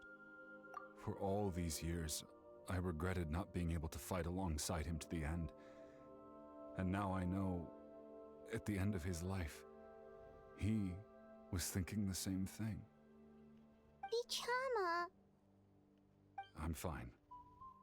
Actually, I heard Chief Wyna wasn't really on board with your plan to go to the Night Kingdom. When you asked for my help, I hesitated too. I knew helping you find your friend's ancient name meant leading you one step closer to danger. But I also understood why you had to try. Everyone has regrets in life, but not everyone gets the chance to make up for them. Once allowed to fester, guilt strips us of our most valuable qualities as warriors. In that sense, we might as well choose the braver path from the very beginning. If I could do it all over again, I would have followed Malco to the front lines no matter what. Even with an injured leg, there were still things I could have done. Maybe. But more than likely, I think you would have just died together, unfortunately, friend. That way, even if the outcome stayed the same, I still would have fought alongside him to the end. There are critical junctures in life, and if you don't seize the chance to act, there's no going back. That's something I had to learn in hindsight. But you're still at the crossroads of your journey, so I hope you can walk away without regrets. Yeah, me too. Although... Thank you, Vichama. I feel even more determined now. Kachina will come back to us. I'll make sure of it. I promised I would find her, and I intend to keep that promise. That's good to hear. Strange. My body, it's... Once abyssal corrosion enters the body, a portion will fuse itself to your internal organs. Even though the Traveler possesses powers of purification, the corrosion can never be fully eradicated. Thanks to her, though, you were only briefly exposed. Slowing your breathing and controlling your emotions should help you keep the symptoms in check.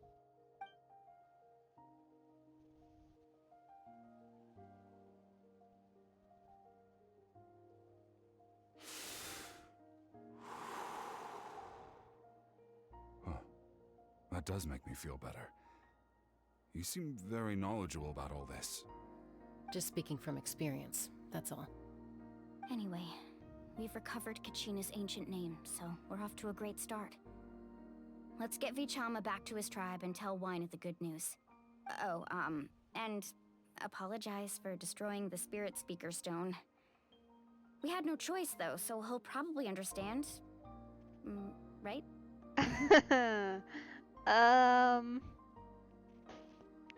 You know, going around destroying ancient artifacts doesn't usually make you a lot of friends, Mulan.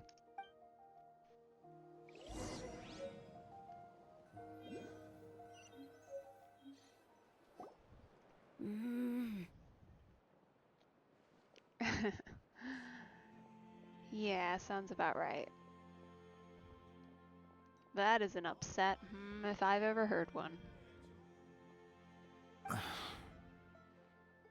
Koichi, are you really gonna just stand there like that?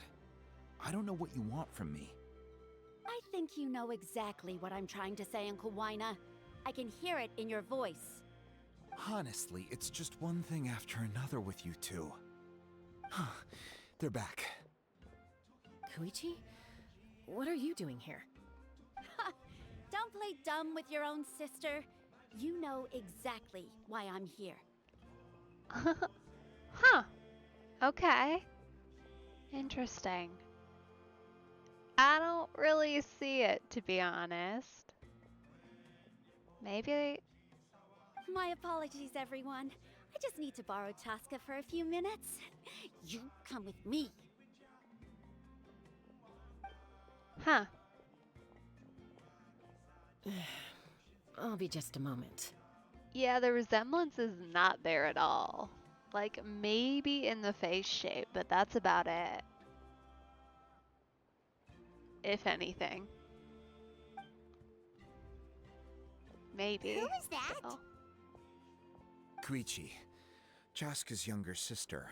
Although the two aren't actually related by blood, it's kind of a long story. Okay.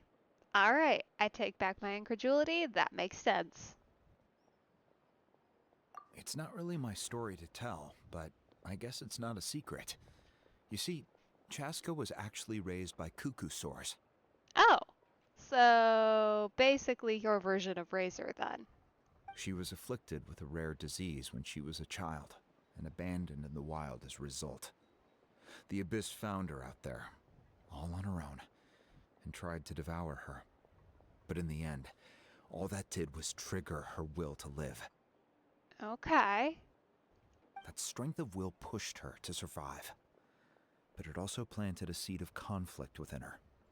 Eventually, she was adopted by the cuckoo-saurs. Wherever they went, she followed, getting into fights right and left. For some reason, Paimon can totally imagine that. Well, when Chaska finally returned to human society, it was Koichi's parents who adopted her. At the time, Chaska still had a habit of getting into fights, so Koichi was always taking her around, apologizing to everyone. I remember those days. One of those fights was definitely with me. But, you know, kids. You're fighting one minute and your friend's the next. Yeah, you know what? Honestly, Mulan does seem like the type to get into that kind of trouble with someone. I buy it. Eventually, she found a way to rein in that desire to fight. And now she's who people call to resolve conflicts. She's known as the Peacemaker. It sounds like she still argues with Koichi, though. Don't siblings usually stop fighting when they get older? That's partly my fault. Koichi asked me to stop Chaska from doing anything dangerous, but you probably know by now, once Chaska makes up her mind, there's no changing it. True. Oh, I get it. No wonder you tried to talk us out of going to the Night Kingdom. Chaska even said that wasn't like you. I'm all for your adventure. You need to take risks when you're young, because by the time you're my age, you couldn't attempt something like that even if you wanted to. Better try now than live with regrets later. That's what I say. Still, I can understand where Koichi's coming from. In the end, nobody wants to sit back and let a loved one put their life on the line.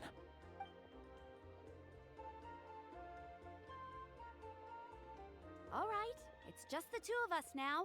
You have 1 minute to explain yourself. I don't have anything to say. You don't have to approve, but you should know I only do what's necessary. That attitude is exactly the problem. It's like you don't care. You try to sneak off to the Night Kingdom behind my back and then play it down as if it's just a trip abroad. When did you two even have time to talk? Did you even have time to talk? Maybe that's why she's so upset. Well, technically I am going abroad, right? Did you seriously tell her that? You did, didn't you? Yeah, if I were the sister, I'd be upset too. Again with the excuses! We agreed, didn't we? There are 4 levels of danger. If it's not something urgent, you can only engage in level 2 danger and below. You can only go up to level 3 if a situation is so dire there's absolutely no alternative. But a trip to the Night Kingdom? If that's not a level 4, I don't know what is. And you were just going to sneak into the place without saying anything. They really do have such sibling energy, honestly. What do you mean, sneak into the place? I always planned on walking in there with my head held high. You bought off Uncle Wina, didn't you? He promised me he'd stop you from doing anything dangerous. Oh, it's like he didn't even try. You feel like he went back on his word. What if I told you my mind was made up, and there was nothing he could have done? Not even by force. Oh, I knew it! So he did try to say something, but you didn't listen. This is important. If you were in my shoes, you'd make the same decision. You don't know that? I'm a doctor, and I handle logistics. If you're going to waltz into a dangerous situation where you could lose control at any moment, it's my duty to say something. What do you mean, lose control? All right, whatever. Anything else? Oh, you... What do you mean, anything else? Why don't you reflect on what you've done and promise me you'll stay put? Time out. Is this one of our normal arguments or a serious one? Chaska, does it sound like I'm joking? Then... you need to know something. What happened to Kachina was partially my fault. I can't leave her there to die. That's not who I am. But the person you become when you lose control, that's also not who you are. That's a different issue. You said it yourself. A person is only as good as their morals. If I want to live in Natlan, I need to display qualities that make me worthy of this nation.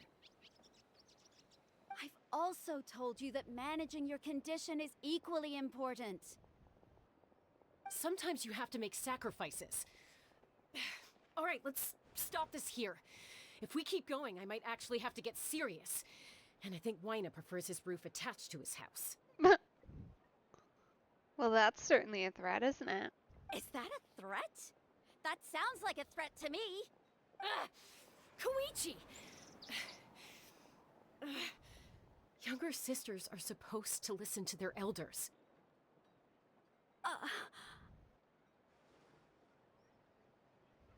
So, you're really going to go, no matter what I say? I'm supposed to be your sister. Then support me. I'll be back. All you have to do is wait. Chaska. So, that's it. Why'd you have to turn out to be so darn annoying?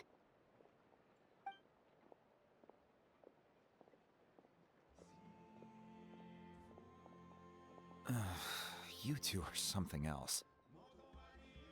Something you wanted to say? I know you aren't related by blood, but you two sure are similar. Really? You know, I said that very thing to Koichi not too long ago, and she reacted the exact same way, down to the very tone of voice. It's not my place to get involved, but I will say this. Try to spend a little more time with your sister. You're tough kids. That doesn't mean you have to go it alone. Thank you. Anytime. All right. If you're done with the Spirit Speaker Stone, you might as well hand it over. Ooh. Yeah, I was wondering when that was gonna come up. According to Kinich, it's an important ceremonial artifact, so it'd be safer to keep it with me. Sorry we broke your rock. About that. If only Tonegif Bard was here, he could have repaired it just like the Holy Liar. It might be in a few more pieces than you remember. Huh? Oof. I see. Sounds like it was an urgent situation. If someone's life was on the line, then you had no choice. Still, Citlali's going to be a nightmare to deal with now that you've broken her stuff. I'll explain everything to her later. Thanks. Sorry you kind of have to take the fall for us. Since we're gonna, you know, dip immediately. Stay safe out there in the Night Kingdom, okay? I'll wait here for your safe return.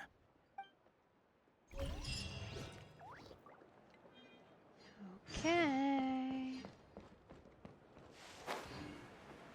Alright, that's like way far away, isn't it? Yeah. Go find Mavuika.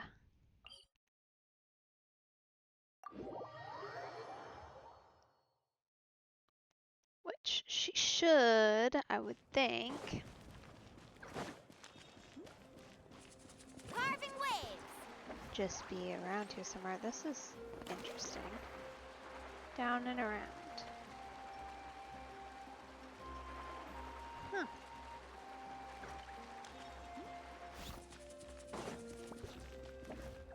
Clearly I haven't been around here before. It is kind of hidden and out of the way, so that makes sense, but it's pretty fun. Also, I've got to say, I love like the architecture of this main building here. Like, just the design style is so pretty. And the colors they added, like it really pops. And it's so fun.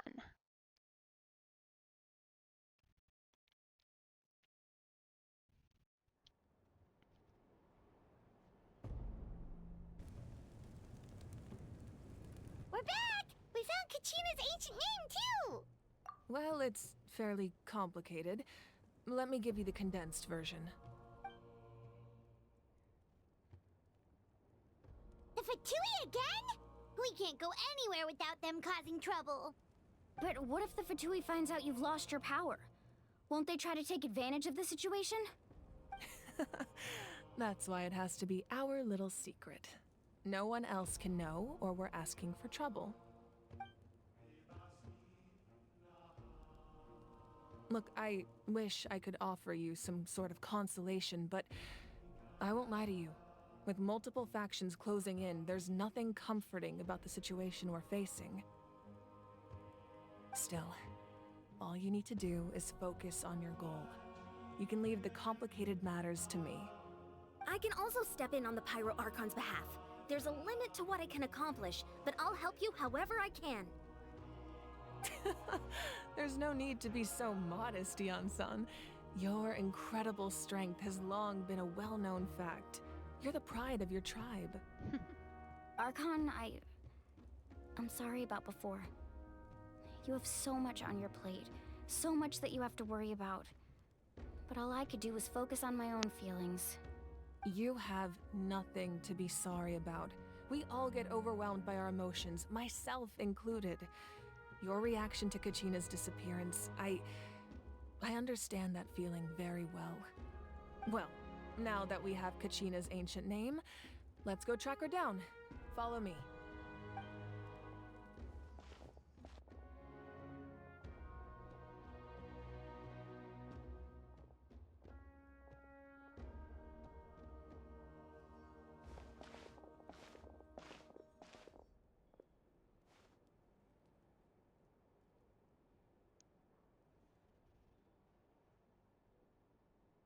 What is this place?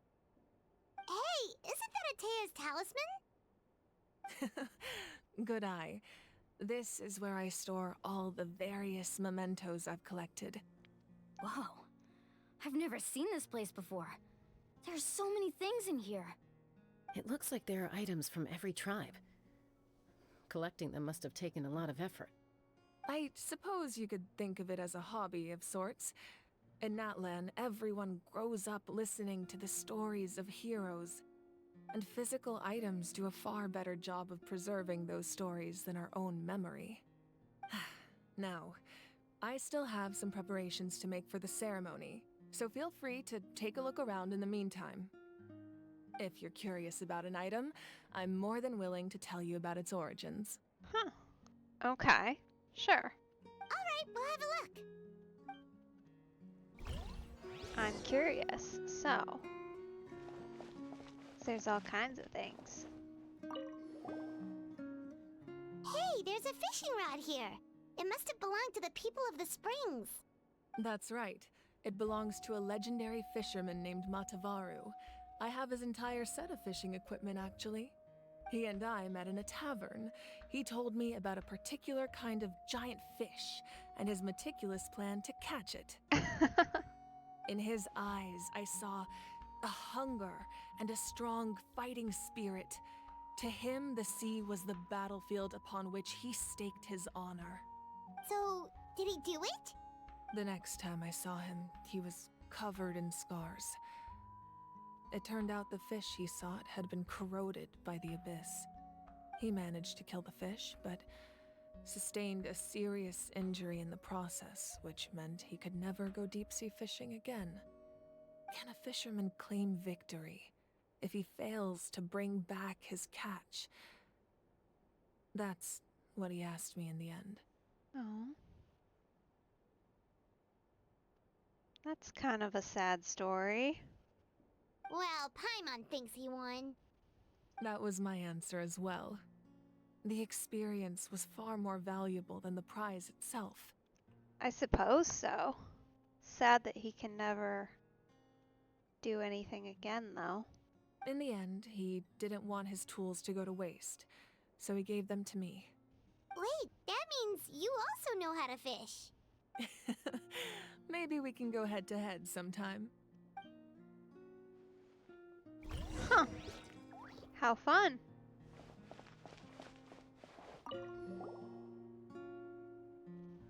There are so many jars and potions around here.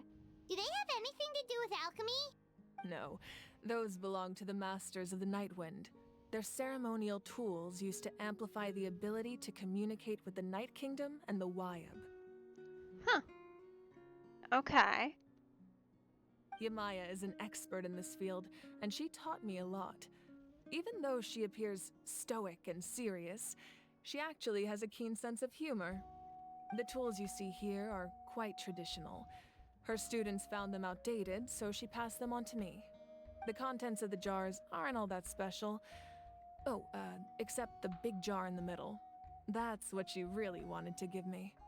Ooh, must be something really cool. What's inside? Grape juice. What? Huh?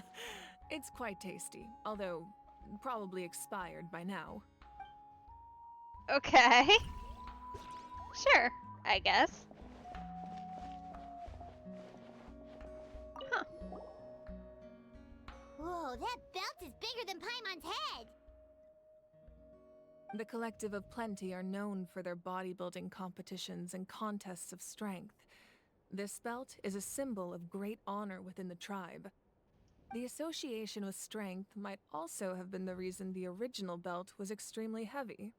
It was difficult for even two people to lift. And even if a warrior had the strength to put it on, wearing it for any length of time would still leave them gasping for breath. Sounds like it. So the owner of the original belt, Kitera, commissioned a craftsman to make a copy identical in appearance but far lighter in weight. That is the belt you see before you. He would often wear this version when training in order to protect his waist. Or he made a lighter version so he could wear it all the time and show it off. Or both. Could always be both, you never know. She certainly does have a lot of stories.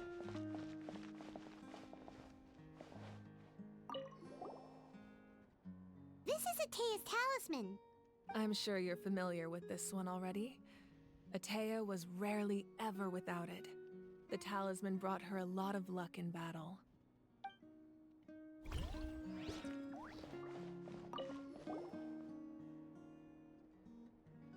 The powder still needs some time to settle, so let's wait a little longer. Well, what do you think of my collection? Do you feel like you have a better understanding of Natlan's culture now? Yeah, if each item represents a different story, seems like Natlan's really been through a lot. Does every item hold a special memory, just like Atea's talisman? That's right. The items in my collection actually serve a similar purpose to the ancient names passed down among the tribes. They demonstrate the true shape of time. The shape of time? Huh. Like, I get what she's saying, but that's definitely not how I would have put it. Most people perceive time as a linear concept, almost like a straight line that can only move forward. We cannot change the past or predict the future. But there's also a different theory, one that I believe to be closer to the truth. Namely, that the past, present, and future all exist at once. Huh. Okay. Sure, I guess. At once? Paimon's not sure she understands. Let's say your journey ended right now. Thinking back on your experience in each nation, which one would you say was the most important? Exactly. Even at the end of your journey, the things you experienced along the way don't cease to exist. They become part of who you are. Okay. Yeah. True. Enough. Take out a portion of that journey, and you would likely make very different decisions, and eventually arrive at a very different destination. The future is the same way. It exists even though it has yet to come to pass. We just lack the means to perceive it. Huh. She's a little bit of a poet, kind of. Almost. Not quite, but certainly very good with words. Of course, there are those with the power to foresee the future. They simply call it by a different name. Fate. You're quite familiar with that concept, I would imagine. That does kinda make sense. The future hasn't happened, but already exists. Humanity excels at living in the present, but too often we forget the past and neglect the future. While the pilgrimage and the Night Warden Wars lead us to a better future. Only by uniting the people of Natlan across countless eras can we fight back against an enemy as formidable as the Abyss. To come up with such a set of rules, the first Pyro Archon must have possessed a level of insight I can only imagine. That's correct. At first, he was a mortal man with no special power. After he ascended to the Divine Throne, he used it to borrow power from the heavens and establish the rules of Natlan. Namely, a framework through which ordinary people can ascend to Archonhood. Huh. That's really interesting, actually. Like that, the fact that they're this way from almost the very start as a nation, it explains a lot about Natlan for sure. Because it is very different from every other nation, both in terms of culture, but also it seems like in terms of, well, in terms of culture, but also like culture, design, obviously, those are the obvious ones. Those are different across the board, but specifically kind of in power structure, I would say it's the most different to anything we've seen. By holding the pilgrimage, we're able to determine the strongest among us. And when that person ascends to the Divine Throne, their inner flame will awaken. In addition, the Sacred Flame will grant them significant knowledge and memory of this land, After all, that's how I came to know everything I just told you. So, it all comes down to the power of the Divine Throne and the rules. Wait, is that a family portrait? Yes, that's my mother, father, younger sister, and the little saurians we raised. I turned a piece of my dad's leather armor into a canvas and commissioned a famous artist to paint our likeness. Huh. It is a very cute picture. Your sister is so cute! It looks like the two of you are really close. Paimon was having a hard time thinking of an Archon as an ordinary person, but seeing this portrait, it kind of makes sense now. It really doesn't look like there was anything special about you before. Oh, wait, is Paimon allowed to say that? Maybe not out loud, but it's a fair point. A little late for that question, don't you think? Sorry! Paimon's so sorry! Paimon's mouth works faster than her brain sometimes! It's alright. I'd never get upset over something like that. No matter what others may say, my past is a precious part of my identity. I'm forever proud of the life I used to lead. Becoming the Archon doesn't mean you sever ties with your family. The position just comes with a lot of responsibilities, so it impacts how often you get to see them. My father made the most delicious stew, so my sister would often bring me a large pot of his cooking, and we would sit on a blanket and eat it together. One time, we didn't close the door securely, and the saurians we were raising ran into the room and knocked over the entire pot. Aww. My sister immediately burst into tears. The two troublemakers were going for the meat, but when they saw my sister's distress, they froze on the spot. I still remember the way they laid there, sulking like a pair of children, even after making such a mess. It was frustrating, but in the end, all I could do was comfort my sister and move on. Wow.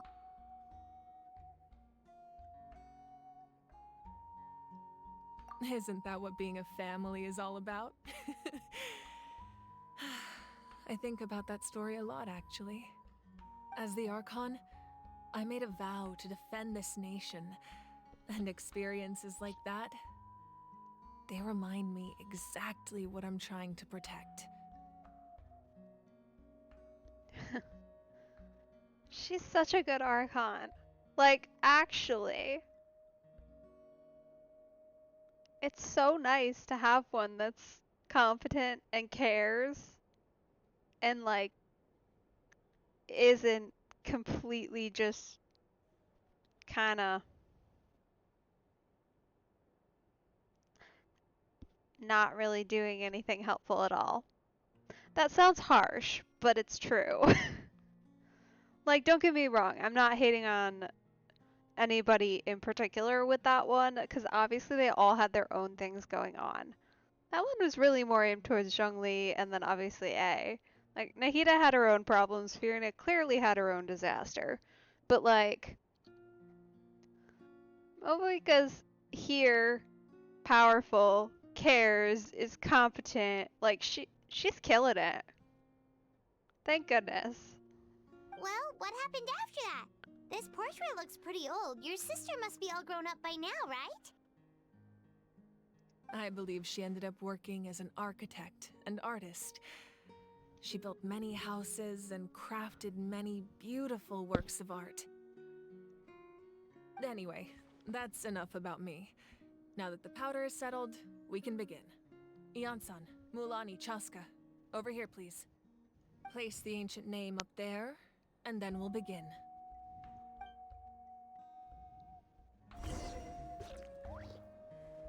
Okay. Here we go.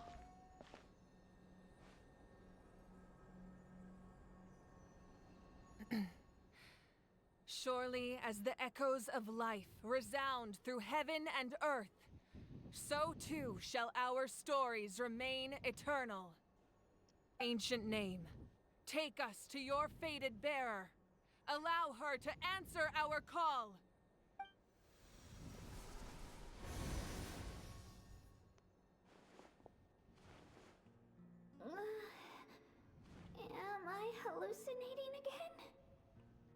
Kachina, are you okay?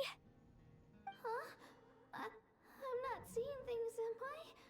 Is the Abyss playing tricks on me again?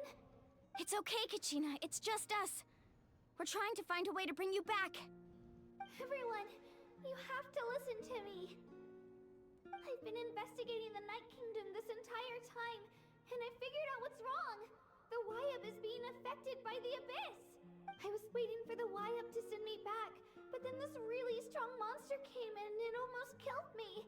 The Y-Up saved me, even though its power is weakening, so I've been hiding from the monsters while trying to find a way to help. The Night Kingdom has become a huge mess, though. I keep hearing these awful sounds and seeing really horrible things. Don't listen to those sounds, Kachina. The Abyss is trying to strip you of your sanity. All you need to do is stay safe and wait for us. We'll be there shortly. It's okay. I feel so much better now that I've had the chance to talk to you guys. You don't need to worry about me. It's sweet that she says that, but I remain worried. Kid is brave, though. You gotta give her that. I've never been strong or special at all, really. So I don't blame anyone for forgetting about me or leaving me behind. Just knowing you care is more than enough. I'll find a way back. You don't have to put yourselves in danger to come rescue me. You're always like this, Kachina. Now's not the time to act tough. We're coming for you, and that's final. I don't know what lies the Abyss has been feeding you, but I'll tell you something right now. Nobody here sees you as a burden. You're a victor of the Night Warden Wars, a hero of Natlan. All you need to do is wait for us to rescue you, and you'll get all the applause and recognition you deserve.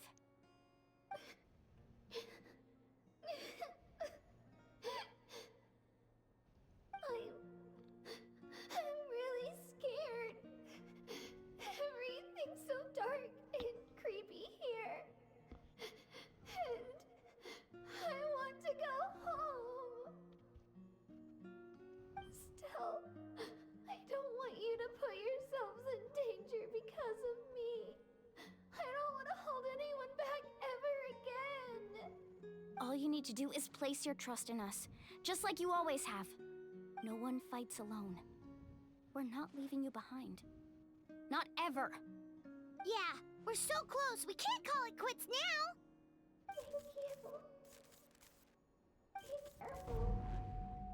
Looks like we've lost contact. Now comes the most dangerous part. You have to traverse the Night Kingdom in your physical form. This entrance to the Night Kingdom was left behind after an abyssal invasion. Even a brief amount of time inside could expose you to corrosion. I know. I'm prepared for that possibility.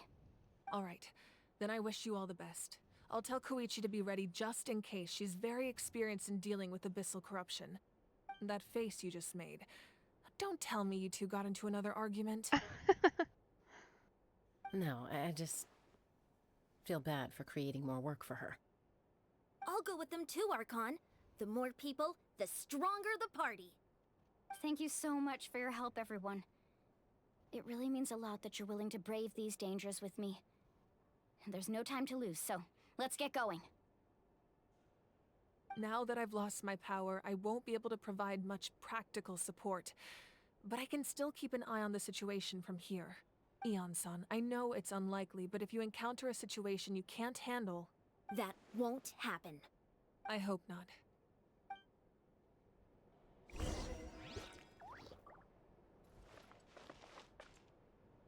Okay. Here we go.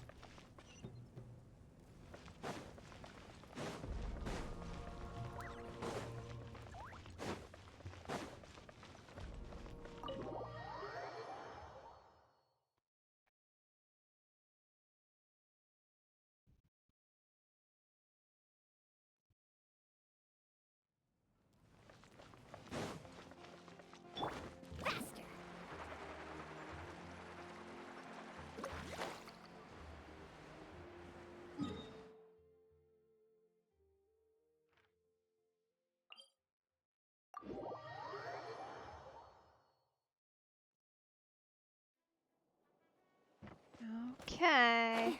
Should be able to get there.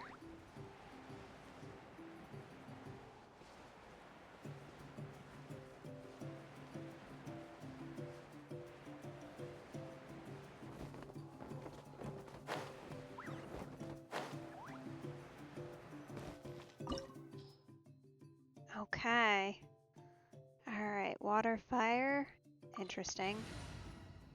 I think we're going water, considering.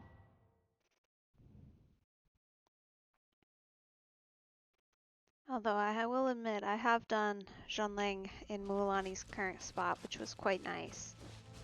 But I think in this instance, I'd rather have Mualani. Let's ride! Oh.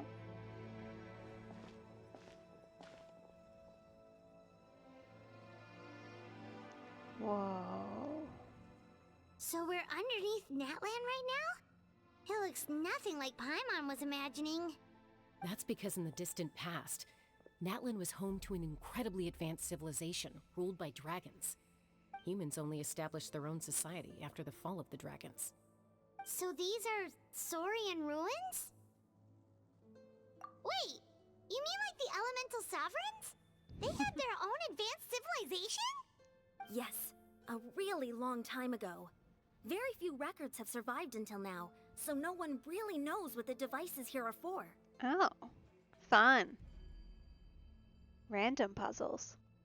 These ruins have been abandoned for a long time, but with the recent increase in Abyss activity, the installations around here have somehow been activated again. So what you're saying is, we're not in for an easy trip to the Night Kingdom. No, it's going to be obstacle after obstacle from here on out.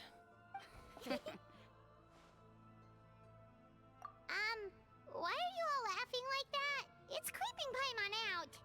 It's the pre-adventure excitement kicking in, right guys? Of course. I'm eager to get started. Then let's go.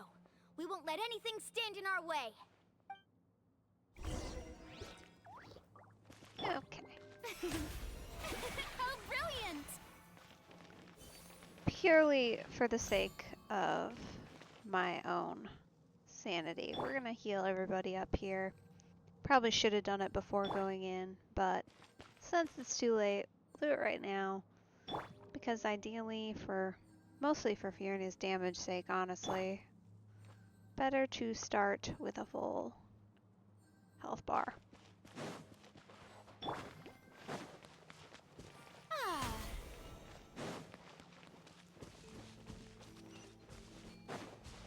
Seems like the road ends here.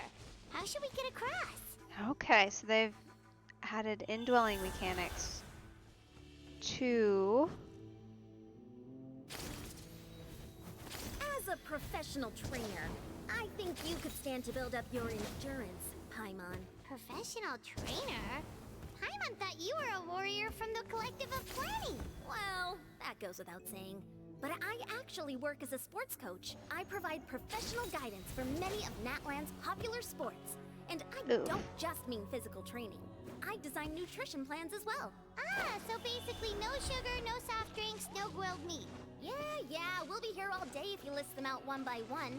It's much faster to just focus on what's good for you. Such as? Vegetable juice. Want some? You know, Ian-san, Paimon feels like the two of us might not see eye to eye.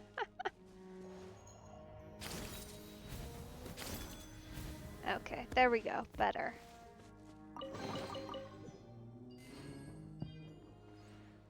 Huh.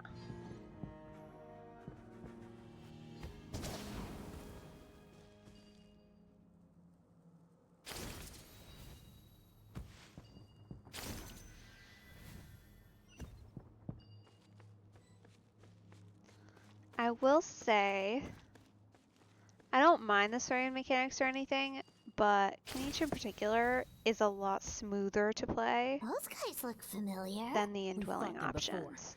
Let's go. Show no mercy.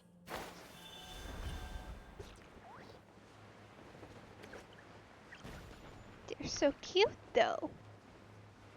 Show her new They're just little babies.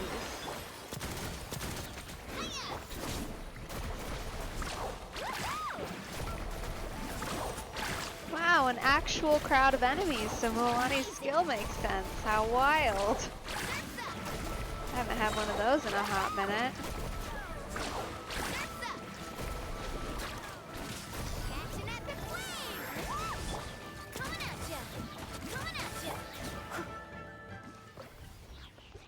Nice.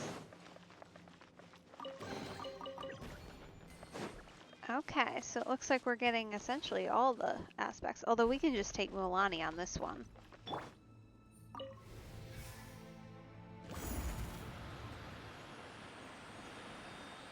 Since she can traverse the spirit waves. The place we need to go seems really high up.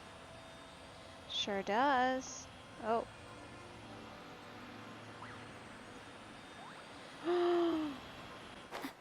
There's some hilichurls. As a dutiful maid would. I'll take that opportunity to heal her up.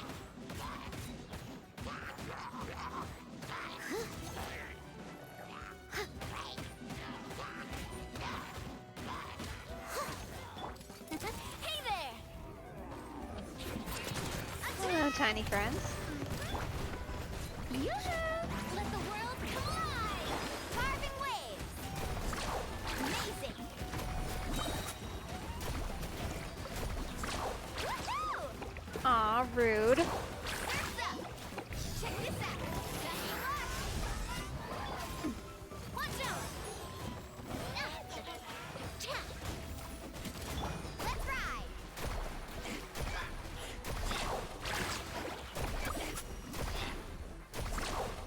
Nice.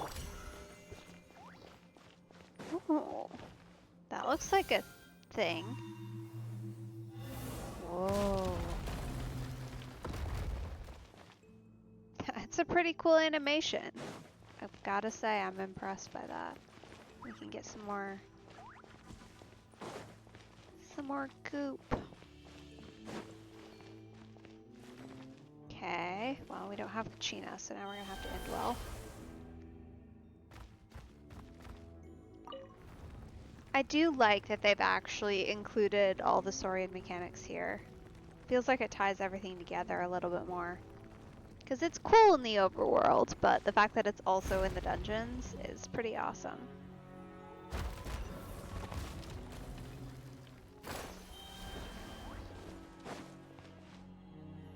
I don't see anything else.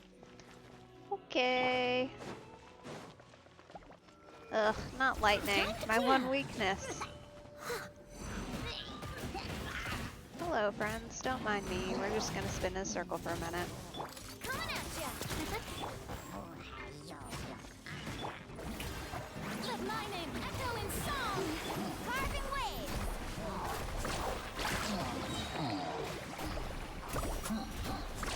Amazing! Oh, watch the surfboard! Rude. Yeah, Milani's strong suit is definitely not enemies like this in particular, just because, like, the big ones are okay because she can kind of get around them and just do a circle, but anything tinier than about a big hilichurl is a struggle and a half, I've found. If you don't have a significant crowd that you can actually set up for good damage. No stone unturned, as a dutiful maid would.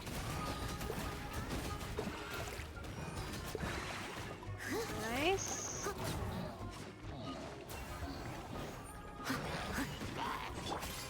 Hey there!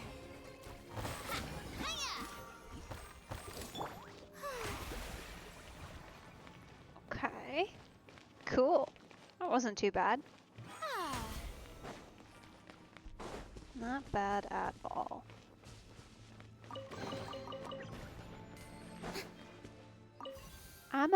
Ooh, another one. I like that. It's such a simple detail, but I feel like it looks so cool.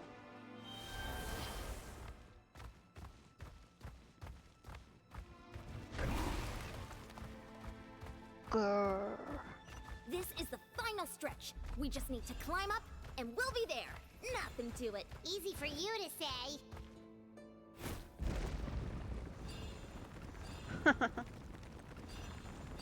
Okay, so he can climb up the crystals then directly. There's not as many of these around in the overworld, so it's a little different, but I guess it's the same color, so it makes sense.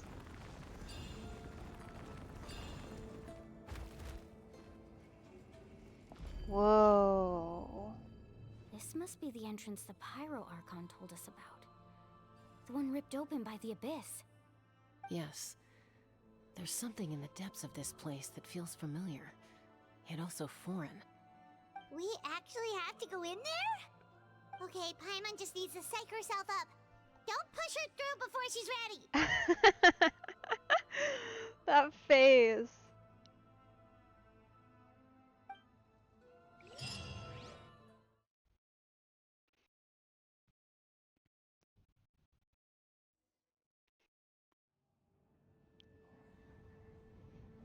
Hey, you don't have to drag Paimon. You're pulling too hard. You'll be fine. Looks like we made it. This is the Night Kingdom. Huh. It looks so different from what I imagined in the stories. That overflow of energy is probably what trapped Kachina here in the first place. From this point forward, everything we know about the real world no longer applies. Anything can happen here. Paimon's more worried about how we're gonna make it out. We obviously can't go back the way we came. Do you see that patch of light on the ground? It's shining down from that fissure in the sky. Oh yeah, right in front of us. So that's coming from up there? Oh, it's so high up. Did we really fall that far down?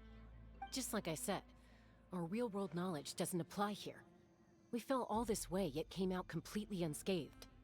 If this was the real world, we'd have to climb our way back up to the entrance. But here, all we have to do is stand underneath the light and offer a prayer. That's it?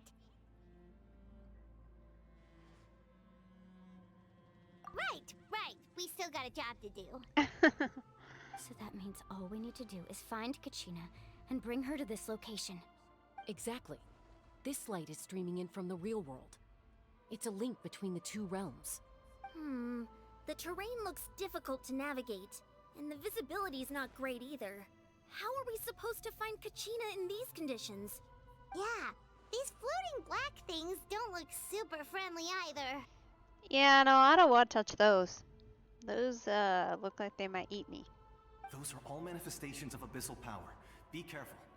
Oh! A friend. Maybe. Ghost! A talking ghost!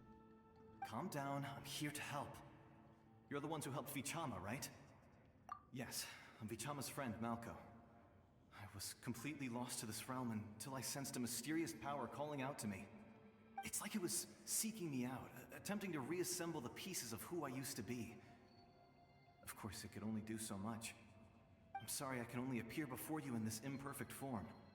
No, we should be the ones apologizing. If the Spirit Speaker Stone hadn't become corrupted by the Abyss, we could have done much more. But we had to destroy it. Otherwise, Vichama and his tribe would have been in danger. Of course. Thank you for protecting him. I never imagined that, even after all these years, he'd still take such a risk for me. Under the power of the stone, it felt like our souls were connected. Turns out even our regrets were exactly the same. Whether in triumph or death, you want your best friend by your side. Exactly. That may not be in the cards for us, but it's not too late for you. You're looking for a young girl from the Children of Echoes, right? She's being chased by an embodiment of abyssal power. I'd like to help her while I'm still in this form, so follow me. Be careful. This place has been severely corroded by the Abyss. Okay. Paimon didn't realize it had gotten this bad. It's like a seething volcano ready to engulf our world at any moment. Yeah, this doesn't look fun. Oh no! Oh, don't like that. Stick close to me. My power will be able to ward off attacks for the time being. I see. Understood. I will do that. Thanks, friend. We won't be able to keep this up. Let's try another route. This way.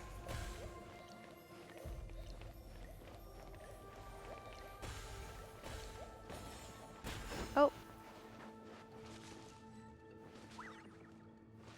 Okay, sure. Oh. What was that? Not good. More monsters. We shouldn't waste our time on them. A proper send-off from the speed of... Leave it all to me.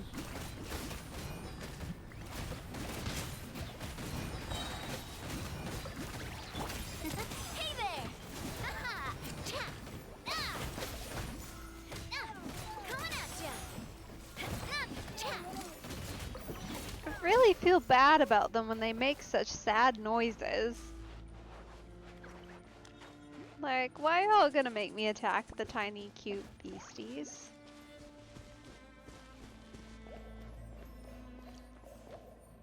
Okay, so you're gonna go that way. What's over that way, I wonder?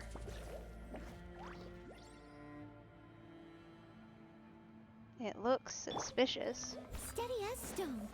If I do this, can these guys get me? No. Not technically. We don't have long, though. There's not even anything over here, is there? That's upsetting. Alright, well. Oof. We are now officially stranded. That'll be fun.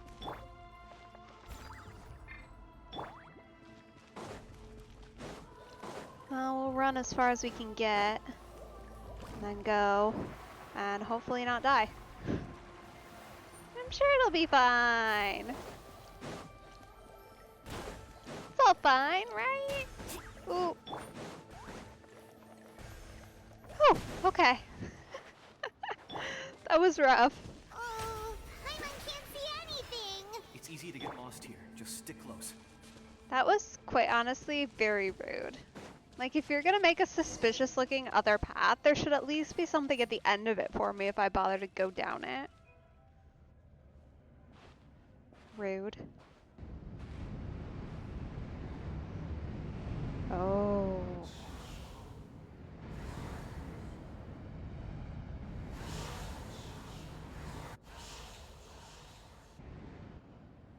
Those are definitely not friends.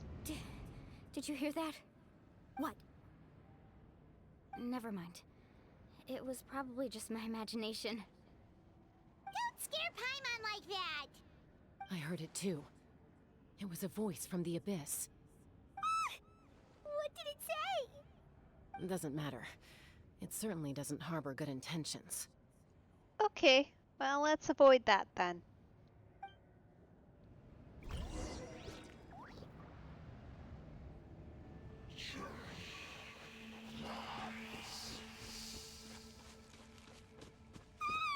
Paimon just heard it too! Yeah. Let's keep going. Paimon wants to get out of this place! Oh. I see a Kachina. We're gonna go this way, though.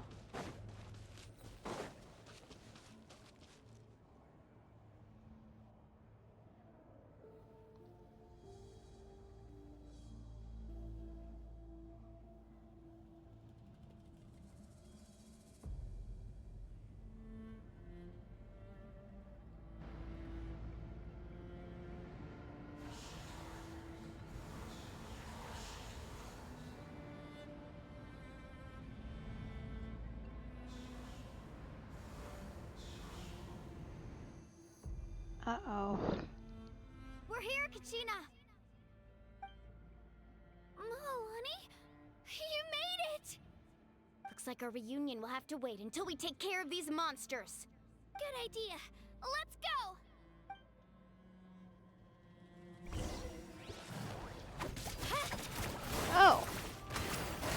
We've gained a whole new friend. Leave it How all to exciting. me, as a good knight should.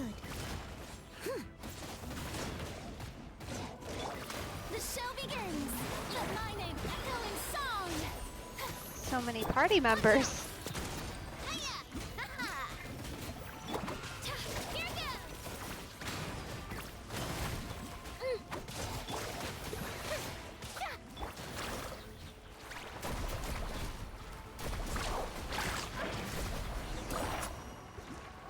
Okay. You're here! You're finally here! Thank you so much! That monster can appear from anywhere. It almost caught me a bunch of times. The YF's power helped keep me hidden, so I just tried to stay out of sight until you got here. Had a girl. You did so well. And most importantly, you weren't hurt. Should we start heading back then? Actually, I have a request. Will you come visit the YF with me? I can't exactly put it into words, but something's wrong with the Ode of Resurrection. And I know it has something to do with the contamination from the Abyss. That was the Pyro Archon's theory as well.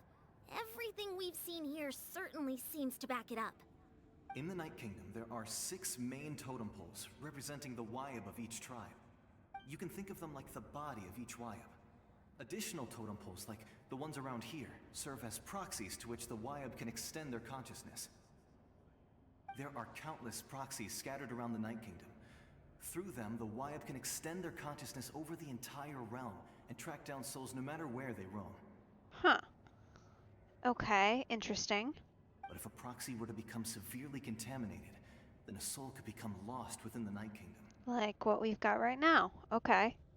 Judging by the current situation, I don't think we're dealing with just one contaminated proxy. Even if we could drive back the abyssal power from one of them, that probably wouldn't even put a dent in the problem. Still, we can't just leave the YF to suffer. It's protected me this whole time. I agree. We might even manage to draw out the monster that's been hunting Kachina. Getting rid of the monster might slow down the deterioration of the Night Kingdom. Kachina? What's wrong? Nothing. Just a headache. And that voice again, telling me to abandon the YF and leave this place. Maybe we really should leave. Kachina's already been here for too long. No, I'm fine. I don't plan on listening to that nonsense. I can hold on. Just up ahead. I'll lead the way.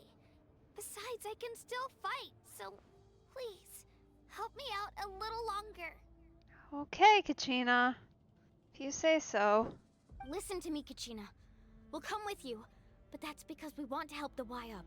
Not because we have something to prove. You don't have anything to prove either. It's okay if you reach your limit. We'll be there for you.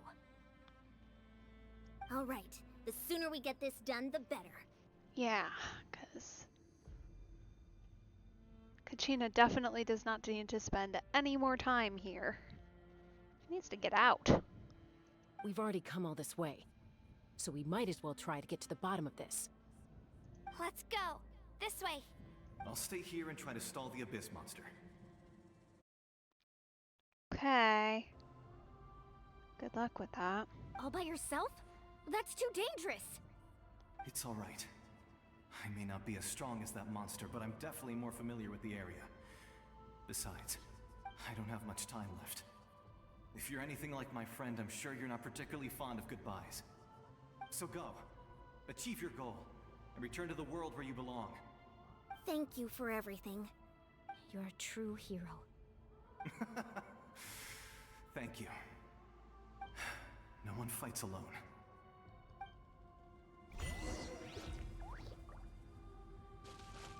Does your head still hurt? Let me help you walk. I'm fine. You should know I'm made of stronger stuff than that. If you say so.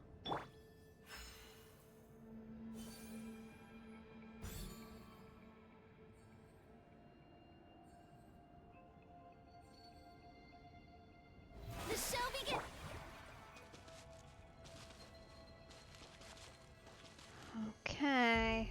This should be our big fight here, I suspect. Which could get a little dicey.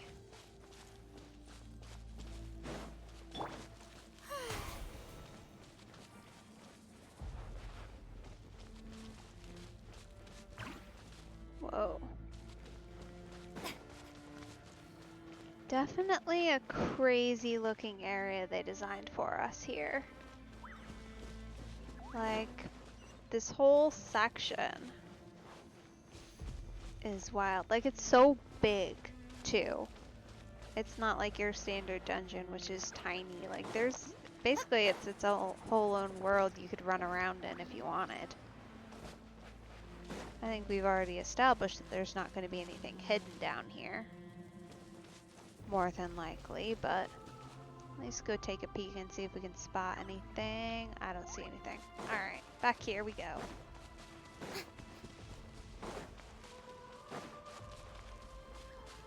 Because you never quite know when they're going to hide stuff. Especially when they've made a world as big as this. It feels like there should be something hidden around here. And maybe there is, and I just haven't found it yet. Certainly very possible. Wyab? Wyab! I'm back! My friends and I are here to heal you. Wyab, can you hear me? Wyab?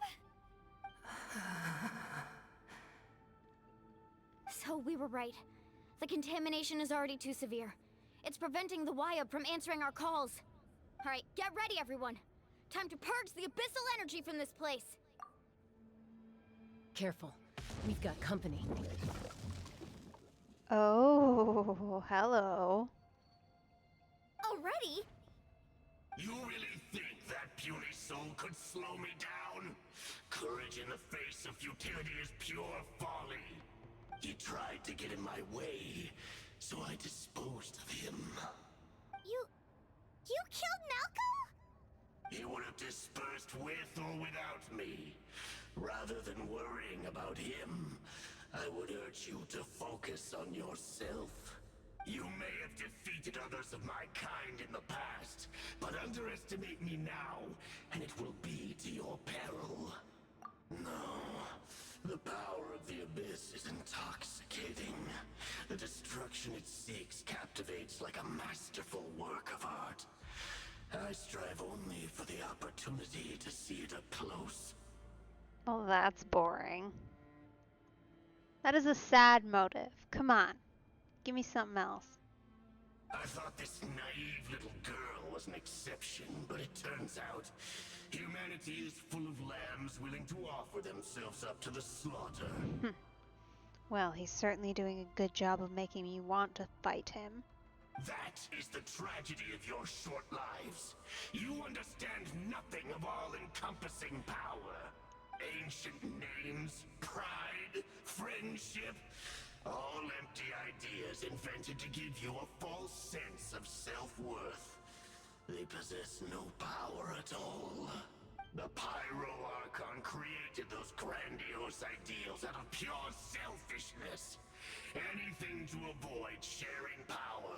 Anything to avoid handing over the primordial gift to ordinary people like you. Don't believe me? Then ask yourself, why is the Pyro Archon strong beyond measure, while you, Kachina, remain so pathetically weak? Rude. Girl managed to survive down here, didn't she? Also, she's plenty strong, and you're the worst. Kachina, give me your hand.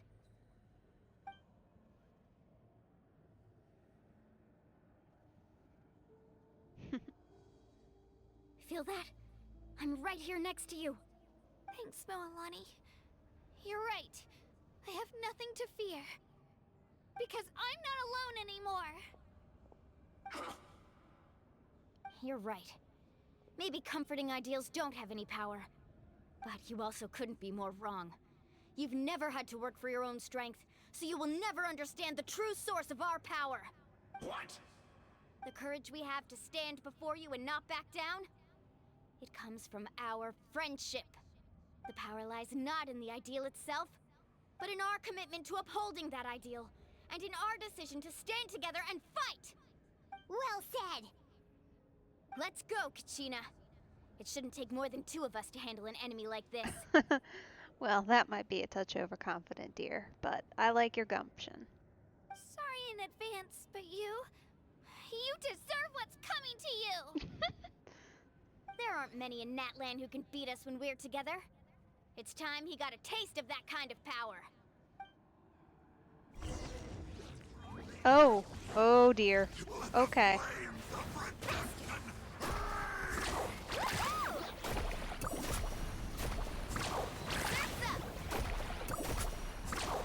Well, that's not bad at all, actually. Check this out. Best of luck. Get down.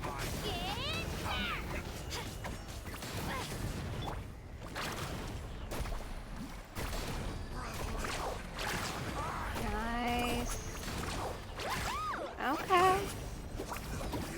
I'll just hit. Oh, don't like that thing. What is that thing? Get that thing away from me. Let's ride. Amazing.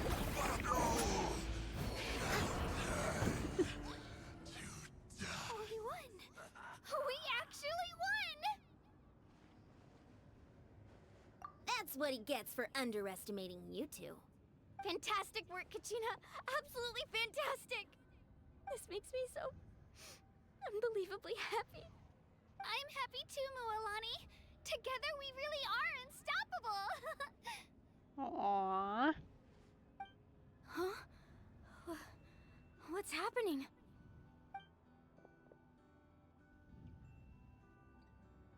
My ancient name is glowing?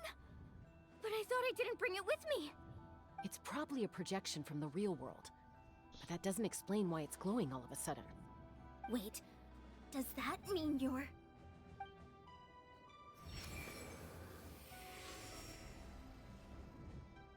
That was a bold move, diving headfirst into the fire to save your friend, especially in a place so overrun with abyssal corruption. Still, seeing you pull it off was really something.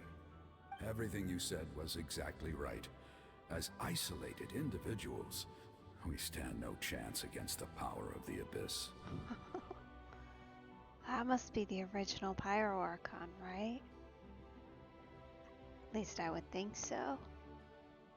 It took years' worth of scars and lots of unnecessary suffering for me to understand that for myself.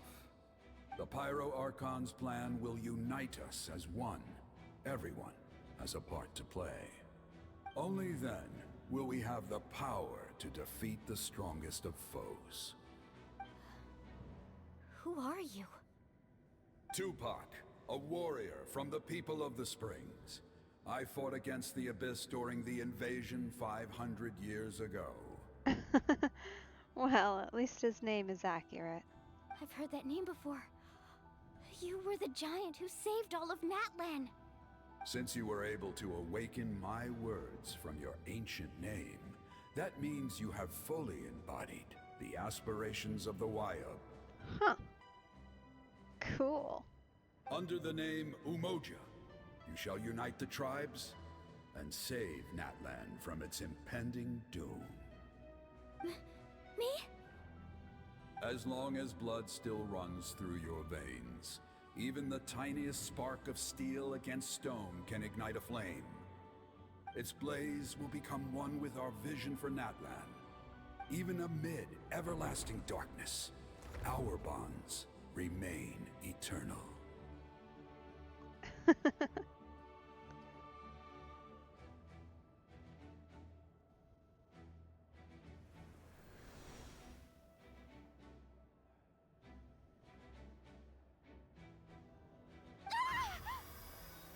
Oh. What's wrong, Mualani? She went all shiny. Ah, so many memories. My brain was just flooded with everything he once knew. So that's what happened. What do you mean? Did you just figure something out? 500 years ago, they foresaw the very crisis we're facing now. Efforts to save Natlan started all the way back then. We can go over the details once we get back. We shouldn't linger here longer than we have to. I know bits and pieces, but I had no idea Mualani was also part of the plan. Huh. Okay. So at least certain people are tangentially aware of This this. sounds like something that's going to need a lot of explaining. Let's focus on saving the Wyab first.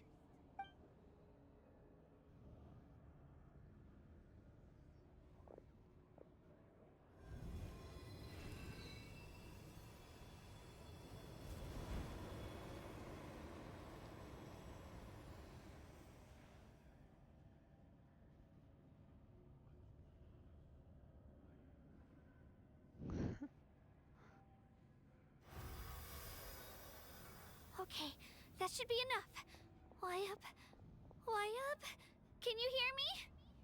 I hear your voice, Kachina, my dear child. Great. Well then, I'm afraid it's time to say goodbye. I just wanted to make sure you were okay before we leave, but we can't afford to stay here any longer. I was going to ask why you bestowed an ancient name upon someone like me, but it's okay. I'll keep searching within myself for the answer. I'll never stop trying to improve my strength. One day, I'll live up to the hero you saw in me. You are already an outstanding child in my eyes, Kachina. No matter what happens. Aw. That's good. She probably needed to hear that after everything. You are all my most beloved children. It has always been my honor to protect and nurture you. Your ancient name is just that. A name. Much like your parents chose to name you Kachina, I also gave you a name, but it need not define you. Focus on who you want to be.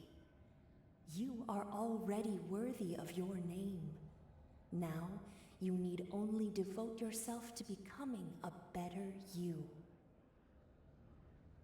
The story of your ancient name is for you to continue.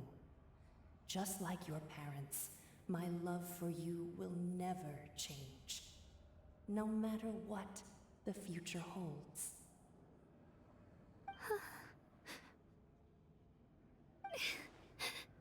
Thank you, Wyab. It gladdens me to see the Pyro Archon's plan move another step towards completion. But it is time for you to leave this place. The situation here is getting worse. Go now, my children. Save Natlan on behalf of all you hold dear. I know we've never met before, Wyab, but I just wanted to say thank you for encouraging Kachina. It was exactly what she needed to hear. Whoa! What's going on? An earthquake? Yeah, we better get out of here. Like, now. We're out of time. It's the power of the Abyss. Quick, we need to run! It's a Seelie! The Seelie opened the way for us! Well, thanks, little friend.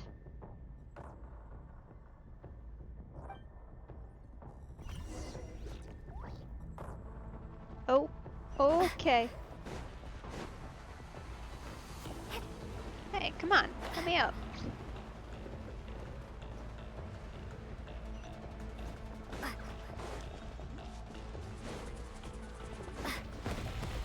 Oh, that ain't good.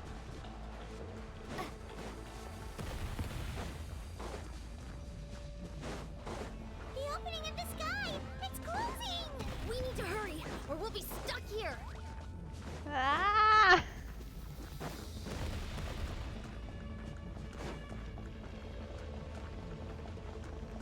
Watch out for the falling rocks! Quick, through the middle!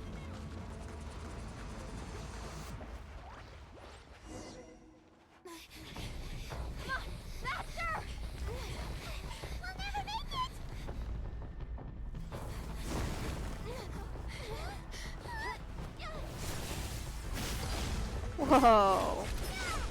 Nice.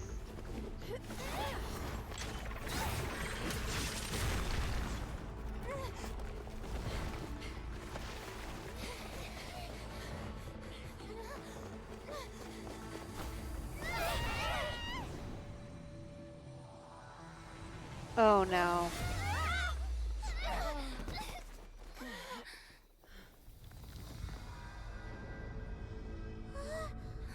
Well, that's bad.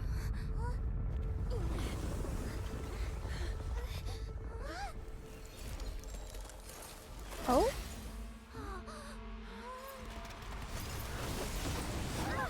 Whoa. Okay.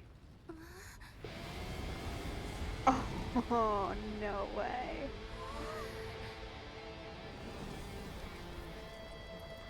You've done well. Now come home.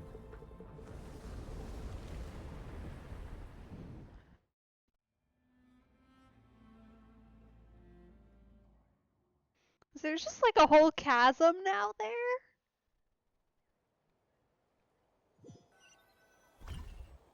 Cause that would be wild. We're back! The Pyro Archon saved us. But she's not here. Yeah, didn't she say she used it all up? She's still in the speaker's chamber. What we saw in the Night Kingdom was just her consciousness. Okay, so not really real then, I suppose. So you're saying her consciousness did all that? Every great display of power comes at a price. You must feel terrible, Kachina. Just hold on. We'll get you to a doctor soon. Let's get back to the stadium. The Pyro Archon said she'd have a doctor waiting for us. I recommend getting a full checkup, just to make sure no damage gets left behind. Paimon feels okay. What about you, Traveler?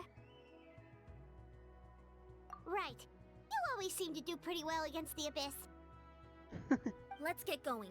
We need to share what we learned in the Night Kingdom as well. Right. The Wyatt mentioned something about the Pyro Archon's plan. What is it exactly?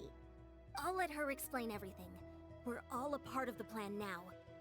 Every move we make from here on out will decide Natlan's ultimate fate. Okay. How fun.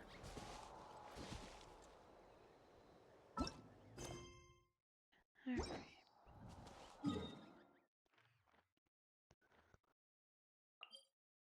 So my guess is this right here is probably our last section.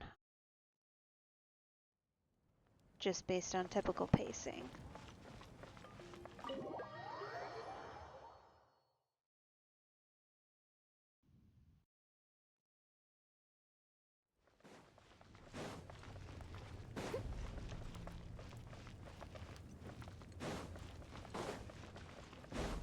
I'll catch up. Huh. There's a lot less stuff here than before. It's good to see you all here in one piece. I know you must have a lot of questions, but let Koichi check you over first. It's best not to let any lingering effects of the Abyss go untreated. Thank goodness you made it back. I came here as soon as the Pyro Archon told me about your plan. Take a seat, everybody. I'll examine you one by one.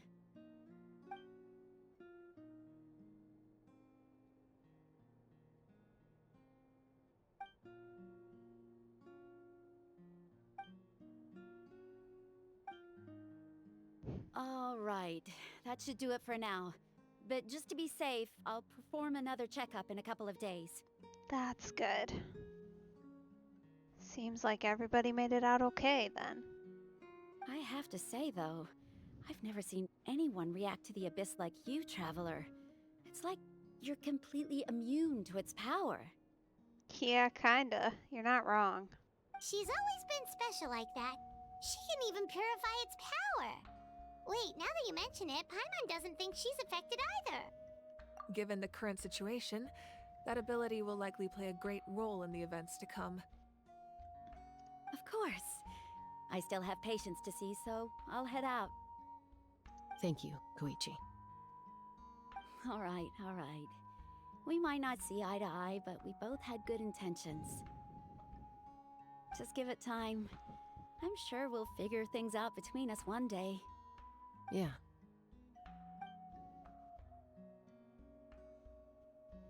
All right. There's so much to discuss, I don't even know where to begin. You've seen it for yourselves now. The devastation in the Night Kingdom. I'll get straight to the point. Natlan is on the verge of destruction. It's very possible our nation has less than a year before total devastation. Huh? Well, that's worse than I expected, honestly. That's definitely cutting it a little close to only be working at it now, huh? No.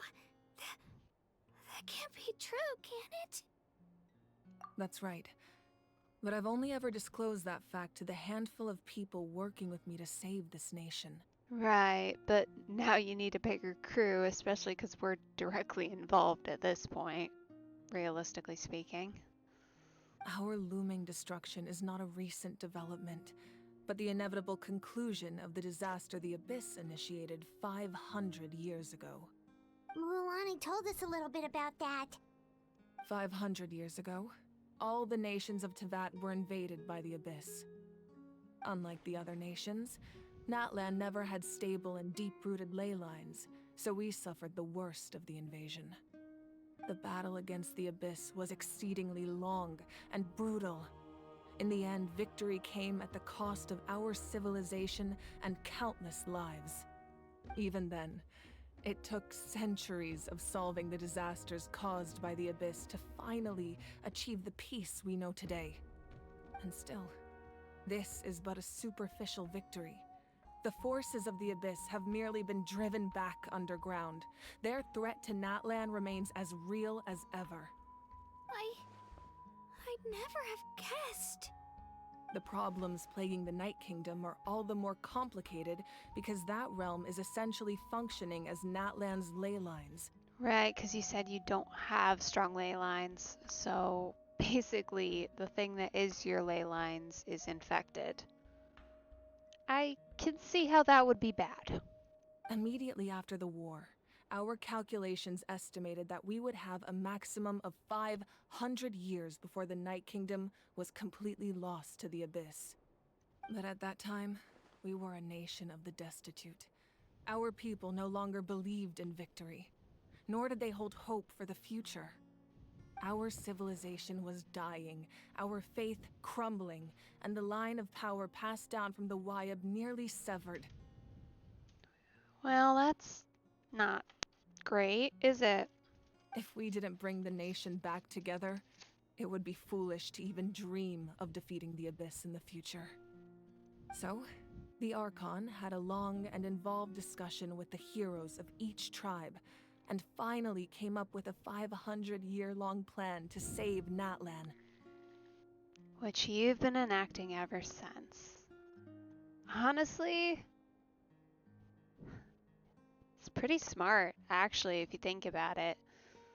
By focusing in on both the teamwork and competition aspects of things, you've basically been just slowly creating generations of better and better warriors who have a focus on teamwork.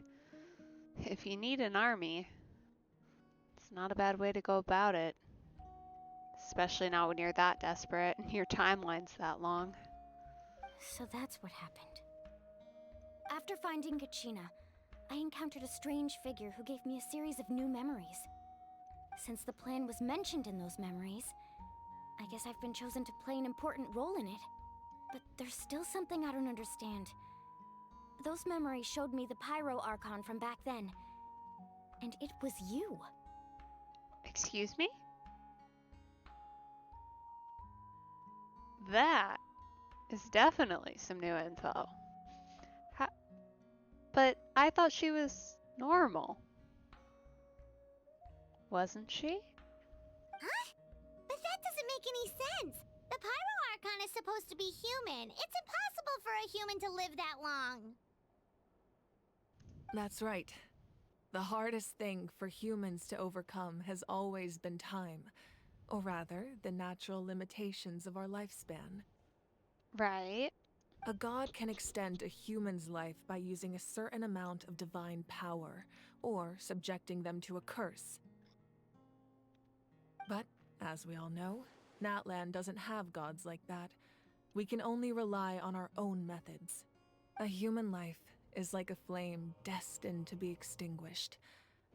500 years ago, I placed my life within the sacred flame. Only by dying before my time could I have the chance to wake up again. So, what? You basically froze yourself in time for 500 years? Huh. Okay. So, in other words, this is your second life? Yes. We only managed to defeat the Abyss all those years ago because the tribes came. If the Natlan of the future was to have a fighting chance, the Pyro Archons that came after the war had to rebuild the decimated tribes. The goal was to reunite the people and restore the strength of each tribe's Wyab. Once a tribe was back to its full strength, the tribe's Wyab would select a hero, indicating the tribe was once again ready for war. The Chosen would then stand by my side in defense of our nation, just like great heroes of old 500 years ago. Ah, okay. Sure. So, just like Mualani, who was chosen. So that means I'm one of the Chosen? That's right. You bear the ancient name Umoja, the same one held by the hero from your tribe 500 years ago. It means unity. After your adventure in the Night Kingdom, I trust you've come to fully understand the meaning of that name. So, in other words, you always knew who the Wyab were going to pick from each tribe? Yes. According to the plan, each tribe was supposed to have been fully restored by the time I awoke. But something went wrong along the way. Right, and they're not fully restored. And the power of your sacred flame is waning, which is also bad. The 6 heroes successfully inherited the ancient names from 500 years ago, but the intel regarding the plan wasn't passed on to them. Once again, it comes down to the deterioration of the Night Kingdom. Communication between the sacred flame and the Wyab has been blocked. Just like how the Ode of Resurrection failed to bring Kachina back. Exactly. It's just another tactic the Abyss is using against us. The Abyss may not possess intelligence, but its methods certainly aren't easy to counter. Honestly, at this point, I feel like that's a pretty big assumption to make, that it has no intelligence. It certainly seems like there's a driving force behind it. If we want to unblock that information from being passed on, my presence alone isn't enough. The ancient name bearer must establish a greater connection to their name. So, I've tried my best to help them from the sidelines. Currently, Shalonin of the Children of Echoes, Kinich of the Scions of the Canopy, and Iansan of the Collective of Plenty have all been acknowledged by their names. Ah, so Kinich knows what's up too. Interesting. During your adventure, you too earned the acknowledgement of your Wyab Mualani. In the process, you gained the memories stored within your name. But we have less than a year! Yes, but we have no choice. We cannot start the plan until all the heroes have been gathered. That's also why I haven't been able to take action despite the urgency of the situation. Okay, so somehow we need to help them wake up, essentially. But if you knew this whole time, why didn't you just tell me about my role in all this? Wouldn't that make everything go a lot faster? Perhaps, but the opposite could also be true. Knowing your destiny too early could mean failing to realize your full potential. Just like your determination to save Kachina, I hope your commitment to this endeavor comes from your own strength of will, rather than a sense of obligation. So I suppose you're not going to tell us who the final 2 heroes are then? That's right. Their time is yet to come. Putting pressure on them beforehand will only hinder their development. I can only trust in the judgment of the Wyab. I have never believed I could solve this crisis alone.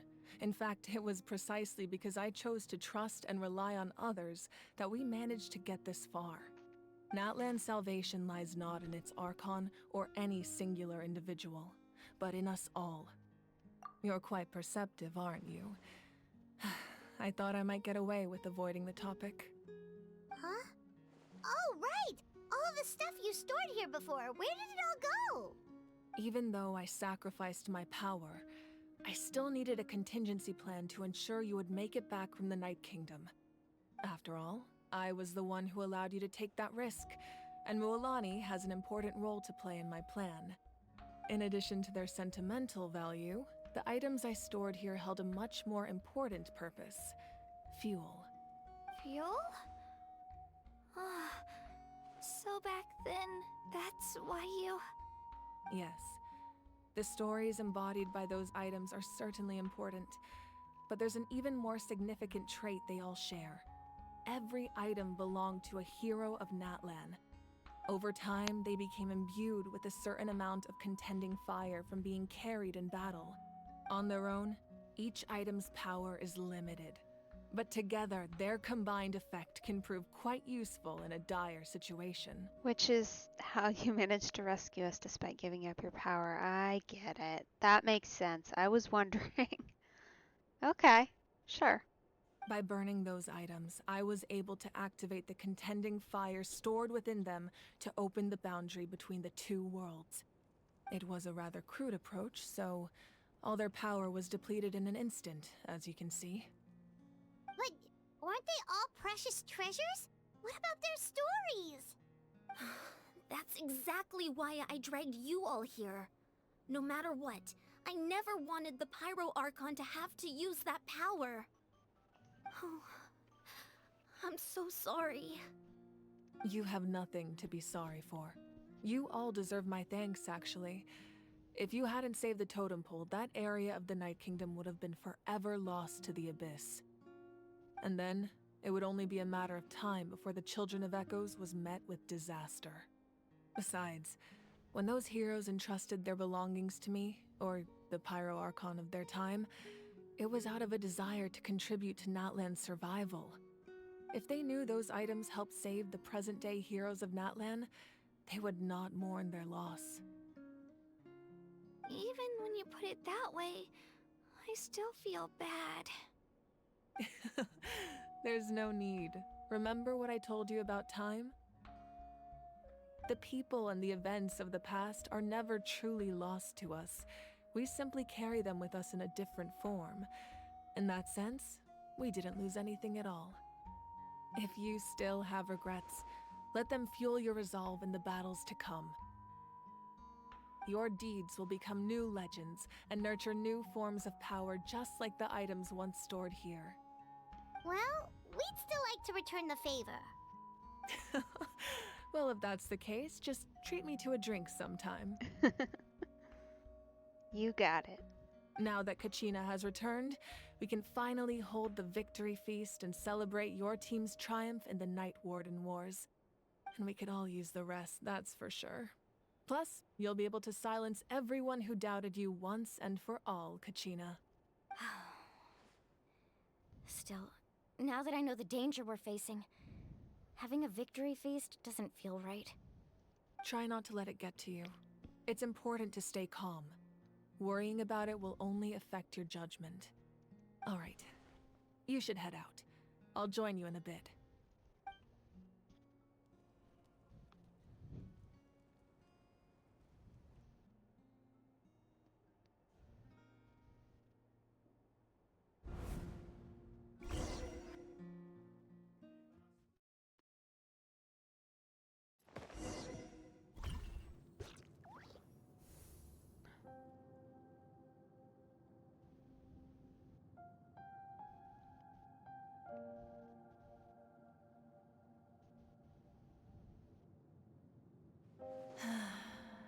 When I was young, I used to sit by the hot springs and listen to the stories of warriors from all over Natlan. They attract people from all walks of life. Friends come easy here, no matter what tribe you're from. The people of the springs have never claimed the hot springs as their own private property. They are there to bring all hot spring buddies together. It's been really nice, seeing the children of my tribe get older. It's helped me gradually understand the true value of the springs. I've witnessed their energy, their determination, their absolute passion for life. Even when they cause trouble, I never managed to hold on to my anger for long. It's unbelievable how quickly they worm their way back into my good graces. I'm certain Mualani will become a great warrior when she grows up. She possesses infinite potential. I can see it. One day, when I'm no longer in fighting form, I'll come here and tell stories to all the children, just like those warriors did for me.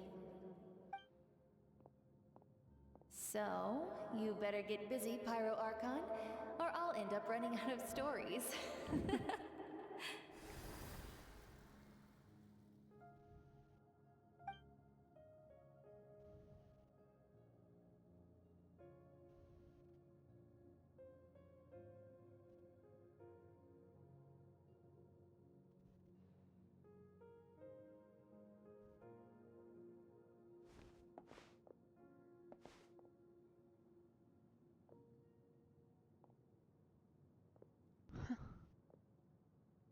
Whoa.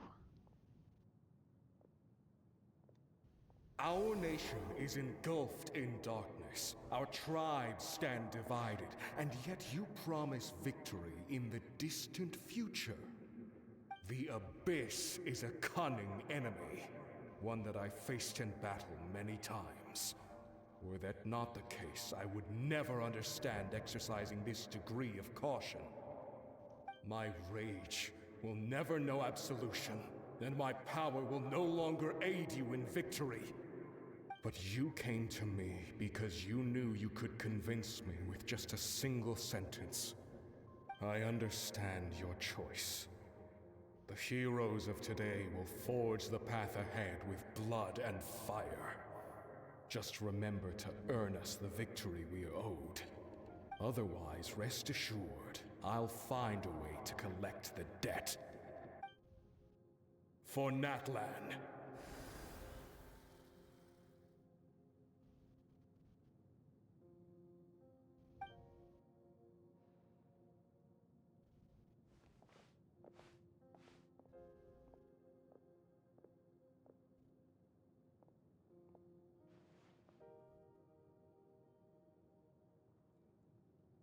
So, you're gonna head 500 years in the future to serve as the Pyro Archon again? But what about the you from right now? You're just gonna die? You can't ask her those questions and expect her to answer, my dear. The decision is hers to make, and she deserves our support. We will do everything we can to rebuild the tribes. Don't you worry. Even across time, we will all do our part to fight for Natlan's future. Yeah, Mom's right. We'll always believe in you, sis. Oh, seriously though, Dad should be here. Where is he? I imagine he didn't know what to say, so he chose not to come at all. Don't take it to heart, my dear. That's just who he is.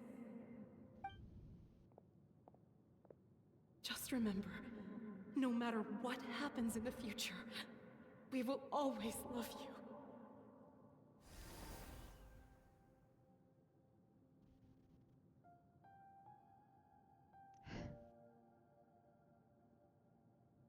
She must have a lot of memories just like this. 'Cause she essentially, in coming here, lost everything.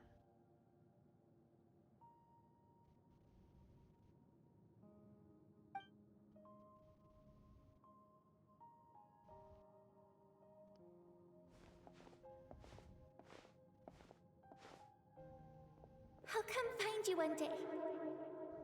I know I can't live that long, but I'll think of something. There has to be a way for us to meet again one day. If there's an answer out there somewhere, I'm gonna find it. So, don't forget about me.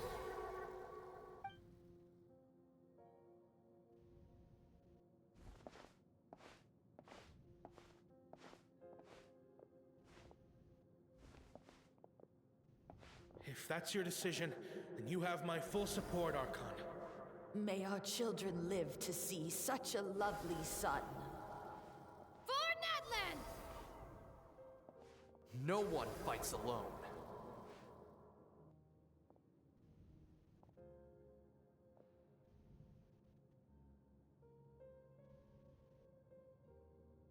The rules are my legacy. They shall grant us the strength to overcome the next tragedy. War forged the 6 tribes, taught us how to fight, instilled in us what it means to love. Who will be the one to bring this to an end?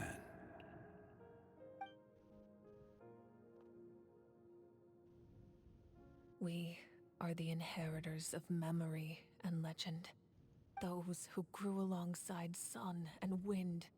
Those who forged our own destiny and future. That is Natlan's fire. The lifeblood of our nation.